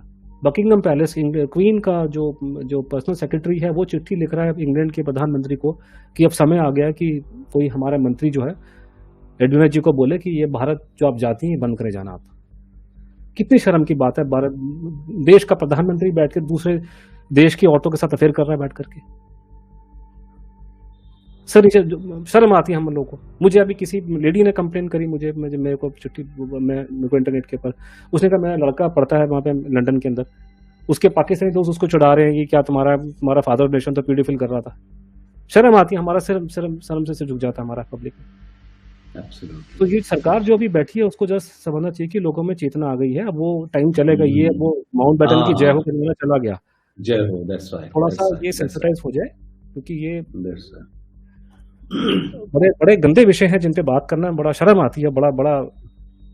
नहीं, लेकिन अगर हम लोगों के दौर में भी अगर ये नहीं हुआ ना, तो देखिए फिर होगा ये कि हम लोग अपनी भूमिका को लेकर के ये होगा कि भाई हम लोगों ने क्यों नहीं किया, हमारे पास तो कोई दबाव नहीं, तो कम से कम शुरुआत हो तो लोग उसके बाद फिर अपने आप, जो पब्लिक डोमेन में चीजें आ जाएं, लोग अपने आप फैसला करें, हमें किसी के बारे में बिल्कुल। तथ्य रख दें। जैसे आपने इतने सारे फैक्ट्स रखे हैं, आज उसी पे चर्चा हो रही है, तमाम सारी बातें हैं, तो आपके तथ्य जो हैं वो किसी उसके ऊपर, फैक्ट के ऊपर बेस है ना, सिर्फ ऐसे ही नहीं है कि आपने किसी से सुना, पुष्पेंद्र जी, किसी फैक्ट ने का मैं कहा। बताऊं आपको, वो बोलना जरूरी है क्योंकि लोग समझे तो उसे। 2085 में जब ये गुमनामी बाबा की डेथ होती है तो बवाल मच जाता है वहाँ पे, क्योंकि उनके साथ के लोग कहते हैं वो सुभाष बोस थे, पहले हमको मना किया था तो हम बोले नहीं, हम बोल रहे हैं। जब वहाँ पे बवाल मचा तो नेताजी की फैमिली के 2 लोग वहाँ पर आए, जो सुभाष बोस की जो फैमिली का जो ट्री था, मतलब आप 12-13 भाई बहन थे, तो 14 पहले था, मतलब हाँ 14 थे। तो जैसे उसमें उनके मंझले भैया थे, उनका नाम था शरद चंद्र बोस, जो शरद के नीचे था सुरेश, फिर थी तारूबाला के नीचे सुभाष था, ये ऑर्डर था। तो तारूबाला जो थी वो गोरखपुर में थी, उसकी शादी गोरखपुर में हुई थी, लेकिन वो मेरे ख्याल से चल बसी थी वो। तारूबाला का लड़का वहां पर आया पहले तो। अब उसके बारे में मैं कुछ बोल सकता नहीं कि तारूबाला के लड़के से मैं मिला नहीं, और तारूबाला के लड़के ने कभी कोई स्टेटमेंट मीडिया को दिया नहीं, लेकिन सुरेश की लड़की ललिता वहां पर आई, उसने खुल करके मीडिया से बातचीत करी, उसके स्टेटमेंट्स अवेलेबल है। वो देख के रो पड़ी, कहते तो मेरे दादा का सामान है, मेरे दादा का छतरा है, ये मेरे अंकल का है, ये मेरे पिताजी की हैंड राइटिंग है। उसने पहचाना ये सामान मेरा है, मेरे जो वहां से, क्योंकि जब उन्होंने लोगों का दरवाजा खोला उसके घर का, गुमनामी बाबा का, तो देखा सारा वो किताबें वो पड़ी हैं, सामान पड़ा है। किताबों का तो आलम सर ये है, आज के जमाने में, मैं आज की बात कर 2022 में, मान लीजिए कि आप और मैं लोकल इंटेलिजेंस यूनिट में काम करते हैं और हम बैठे हैं बस्ती नाम की जगह पे, और मैं आपको खबर देता हूँ कि सर यहाँ पे कोई शहर में नया बाबा है, बाबा टाइम मैगजीन पढ़ता है अमेरिका वाली, तो आप मुझे बोलोगे बेटा खबर लेके आप पूरी की, कौन सा बाबा पढ़ता है टाइम मैगजीन, मैं भी देखूं। और ये हम बात कर रहे हैं 1960s की, कि बाबा टाइम मैगजीन में पढ़ रहा है, बाबा पीजी वुडहाउस के नॉवल पढ़ रहा है, बाबा चार्ल्स डिकेंस के कलेक्शन रख के बैठा हुआ है, इंसाइक्लोपीडिया ब्रिटानिका पढ़ रहा है बाबा बैठ करके। ऐसे बाबे नहीं होते इस देश के अंदर। जो बाबा पढ़ेगा ना पीजी वुडहाउस, वो खोलेगा आश्रम लंदन में जाकर के, अमेरिका जाकर के। तो ये कौन सी महान आत्मा आ गई यहाँ बैठी हुई है? अच्छा, वो महान आत्मा ऐसी है कि उस पर गलवालकर की चिट्ठियां आ रही है, उसके पास में मुसलमानों की चिट्ठी भी आ रही है, सिख भी कह रहे हैं पैर पड़ रहे हैं उसके। ऐसी कौन सी महान आत्मा है जिसके पैर पड़ रहे हैं सिख, हिंदू, मुसलमान सारे? कौन सा महान आत्मा भैया देश में अभी? तो ललिता बोस ने ये सारी बातें बोली, उसने मीडिया में स्टेटमेंट दी कि मेरे अंकल हैं, हैंडराइटिंग मैच कर रही है, फलाना ढमकाना। वो गई मुख्यमंत्री के पास में, मुख्यमंत्री ने उसको बोला प्राइवेटली, ये केस हमारे बस का नहीं है, तुम कोर्ट में चले जाओ। तो उसने जाकर के ये कोर्ट में जाने के लिए उसने रॉबिन मित्रा नाम के बड़े जाने माने वकील थे लखनऊ के, उनको हायर किया। रॉबिन मित्रा के एक जूनियर थे जो बाद में जाकर जस्टिस ए एस वर्मा, जो हमारे चीफ जस्टिस बने, वो उनके आप लगा ली। रॉबिन मित्रा का ये रसूख था उस जमाने में।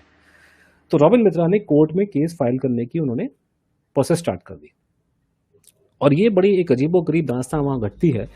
ये केस उन्होंने फाइल किया है फरवरी 86 में, प्लानिंग वो कर रहे थे। फटाक से उसी फाइल करने से थोड़े दिन पहले एक ऐसा व्यक्ति जिसका राम जन्म स्थान डिस्प्यूट से कोई लेना देना नहीं था, उसने आकर के एकदम से वहां पे कोर्ट में केस किया। हम ना जाने क्यों कोर्ट ने उस आदमी को अलाउ कर दिया, और फटाक से राम जन्म स्थान के वो जो प्रॉब्लम एरिया था उसके कपाट खोल दिए गए, और वो हमारा डिस्प्यूट शुरू हो गया। तो एक थ्योरी जो फ्लोट वहाँ पे लोगों ने मुझे बताई है वहाँ पे, कि ये पूरा जो राजीव गांधी गवर्नमेंट ने जो खुलवाया था पूरा कपाट, वो बेसिकली इसके लिए नहीं खुलवाया था कि जैसे जो लोग बोलते हैं कि साहब वो तो वो शाहबानो वाले केस में उनको हिंदू मुस्लिम को मतलब काउंटर, अरे काउंटर, मैं उसको बिल्कुल मानने को तैयार नहीं। पहली बात है कि राजीव गांधी से बड़ा सेक्युलर आदमी कोई आज तक पैदा नहीं हुआ, तो वो तो करेगा नहीं। दूसरा है कि मैंने अपनी पूरी जिंदगी में, मैं अपने मामा को इंक्लूड कर रहा हूँ उसमें, मैंने अपनी जिंदगी में एक कांग्रेसी नहीं देखा जो अयोध्या में मंदिर चाहता हो। सारे मस्जिद के फेवर में थे। जिस दिन अयोध्या टेम्पल का वर्डिक्ट का आया था, हमारे कोर्ट का वर्डिक्ट आया था, मेरे जितने पड़ोस में कांग्रेसियों की शक्लों में ऐसे शक्ल बनी जैसे घर में चाचा मर गया उन लोग का। ये लोग कहाँ से मंदिर बनाएंगे वहां पे? तो ये कुछ गड़बड़ तो है इसमें। एनी हाउ, वो कोर्ट में केस चला गया, और कोर्ट में जब केस किया, छूटते ही कोर्ट ने ऑर्डर दिया कि सारा सामान सील करके रखो। तो सारा सामान उनका बच गया, सील हो गया, सारा रख दिया। और बाद में एक और केस होता है, बाद में 2013 में हाई कोर्ट का ऑर्डर आता है इस पे, और हाई कोर्ट के ऑर्डर में जो कुछ लिखा वो अलग बात है, लेकिन मेरा उन्होंने बकायदा नाम लिख करके, मैं कोर्ट की स्टेटमेंट की बात नहीं कर रहा, उस कोर्ट के ऑर्डर में पूरा एक सेक्शन लिखा है, उसमें मेरे बता के मेरी तारीफ की गई है, बोला कि ये आदमी जो बात बोल रहा है वो रीजनेबल है, वो ठीक है, और सरकार क्यों उस पर जवाब नहीं देती है। तो ये जो मैं आपके सामने खुल करके बोल रहा हूँ, उसकी ताकत मेरे को कहाँ से कि मेरे को कोर्ट कचहरी से मेरे को अप्रूवल मिल चुका है। आपको कोर्ट केस मेरे पे केस डालोगे ना बेटा, मैं आपको साइबर हाईकोर्ट जजमेंट दिखा दूंगा। मुझे काउंटर करने के लिए आपको सुप्रीम कोर्ट जाना पड़ेगा, सुप्रीम कोर्ट में पैसा बहुत लगता है। मेरे को हाई कोर्ट ने मेरे को ऑर्डर में बोला है कि मेरी इंक्वायरी बिल्कुल ठीक है, मुझे कोर्ट किया गया पूरे रूल। तो जो बातें आपको बोल रहा हूँ वो बिल्कुल ठीक है, उसमें कोई वो नहीं है, कोई ये कोई एलिगेशन नहीं है। जो बात पीडियो फिलर वाली बोल रहा हूँ एलिगेशन नहीं है भैया, फैक्ट है वो। आप फंसोगे आप लोग अगर मुझसे आप पंगा लोगे इस बात पे तो। Absolutely absolutely. अनुजधर जी, आपके पास इतना खजाना है और इतना सारा आपके पास तथ्य फैक्ट है कि मैं समझता हूं कि इस पर बड़ी लंबी सीरीज चल सकती है। लेकिन क्योंकि इस पर्टिकुलर विषय के ऊपर अक्सर हमारे यहाँ कभी कभी बस हल्की हल्की बात होती थी, वो उड़ जाती थी। लेकिन आपकी इस किताब को जितना मैंने पढ़ा है, मुझे लगता है कि हिंदुस्तान के हर उस आदमी को ये किताब इसलिए पढ़नी चाहिए क्योंकि हमारे साथ सिर्फ यही नहीं हुआ कि कहते हैं कि ट्रांसफर ऑफ पावर हुआ, बल्कि हमारे हीरोज को किस तरीके से विलेन बना करके इस देश के अंदर समाप्त कर दिया गया। और वो आज भी मतलब वो सिलसिला सो कॉल्ड आजादी के बाद लगातार चल रहा है। ऐसे में अनुजधर साहब और चंद्रचूड़ जी की किताब है, मैं समझता हूँ ये ठीक है, सरकारें आएंगी जाएंगी, कोई सरकार कुछ करेगी कोई नहीं करेगी, कोई मानेगा नहीं मानेगा, लेकिन ये जो एक तरीके का दस्तावेज कह सकते हैं, डॉक्यूमेंटेशन कह सकते हैं जो आपने किया है, ये लाजवाब है। हर हिंदुस्तानी को ये किताब पढ़नी चाहिए। और हिंदी वाले हिंदी पढ़ सकते हैं, अंग्रेजी वाले ये किताब पढ़ सकते हैं। लेकिन आज हम ये जरूर माने कि ये जो किताब लिखने का वैसे तो हिंदुस्तान में बड़ा फैशन है और बहुत लोग किताब लिखते हैं और यकायक वो रातों रात इंटेलेक्चुअल हो जाते हैं। लेकिन अनुजधर से जितनी बातचीत हुई है उसमें लगता है कि जैसे एक किसी सच को जानने का पैशन है, उसके लिए कितनी दूर तक जाना, प्रोफेशन को छोड़ देना, प्रोफेशन को बिल्कुल एक साइड कर देना, और सरकारें कुछ भी कहती रही हों, और कितनी लड़ाई और कितनी बातें। मैं समझता हूँ 1 घंटा 36 मिनट हो गए और अभी भी मैं समझता हूँ कि अभी तो सिर्फ एक पूरा इसके ऊपर एक आउटलाइन एक तरीके से क्रिएट हुई है। अभी तो उसमें बिल्कुल बेसिक। मैं तो I am so grateful to you. एक समय ऐसा आएगा, अभी तो नहीं, कि आप और मैं बैठ करके यहाँ सिर्फ ये डिस्कशन करेंगे कि इंटेलिजेंस ब्यूरो और नेताजी मिस्ट्री, उस पर 1 घंटे का बहुत सीन हो जाएगा। लेकिन वो आने से पहले लोगों में अवेयरनेस तो हो, पहले हम तब से बात करेंगे। Absolutely. I am really thankful to you Anuj भाई। थैंकफुल टू यू सर, आपने thank you so kind sir. हम तो सब एक ही प्रोफेशन के लोग हैं, लेकिन आपने जो काम किया है इसके लिए कोई उसका मैं जितनी तारीफ करूं वो कम है। और आज बहुत सारे लोगों ने कहा, जब ये अनाउंस किया कि अनुजधर साहब को बुला रहे हैं, तो सबने कहा कि आप उनसे वो गुमनामी बाबा पे बात कीजिएगा। मैंने कहा यार मैं उसी के लिए बुला रहा हूँ, बाकी बात करने के लिए तो इस देश में बहुत सारे लोग हैं, मैंने कहा। लेकिन इस पे जब आप कभी और चाहेंगे और किसी, तो इससे आगे का जो चैप्टर है हम फिर उसको कवर करेंगे। Thank you very much Anuj भाई, God bless you, take care, thank you very much sir, thank you very much. Thank you sir, thank you.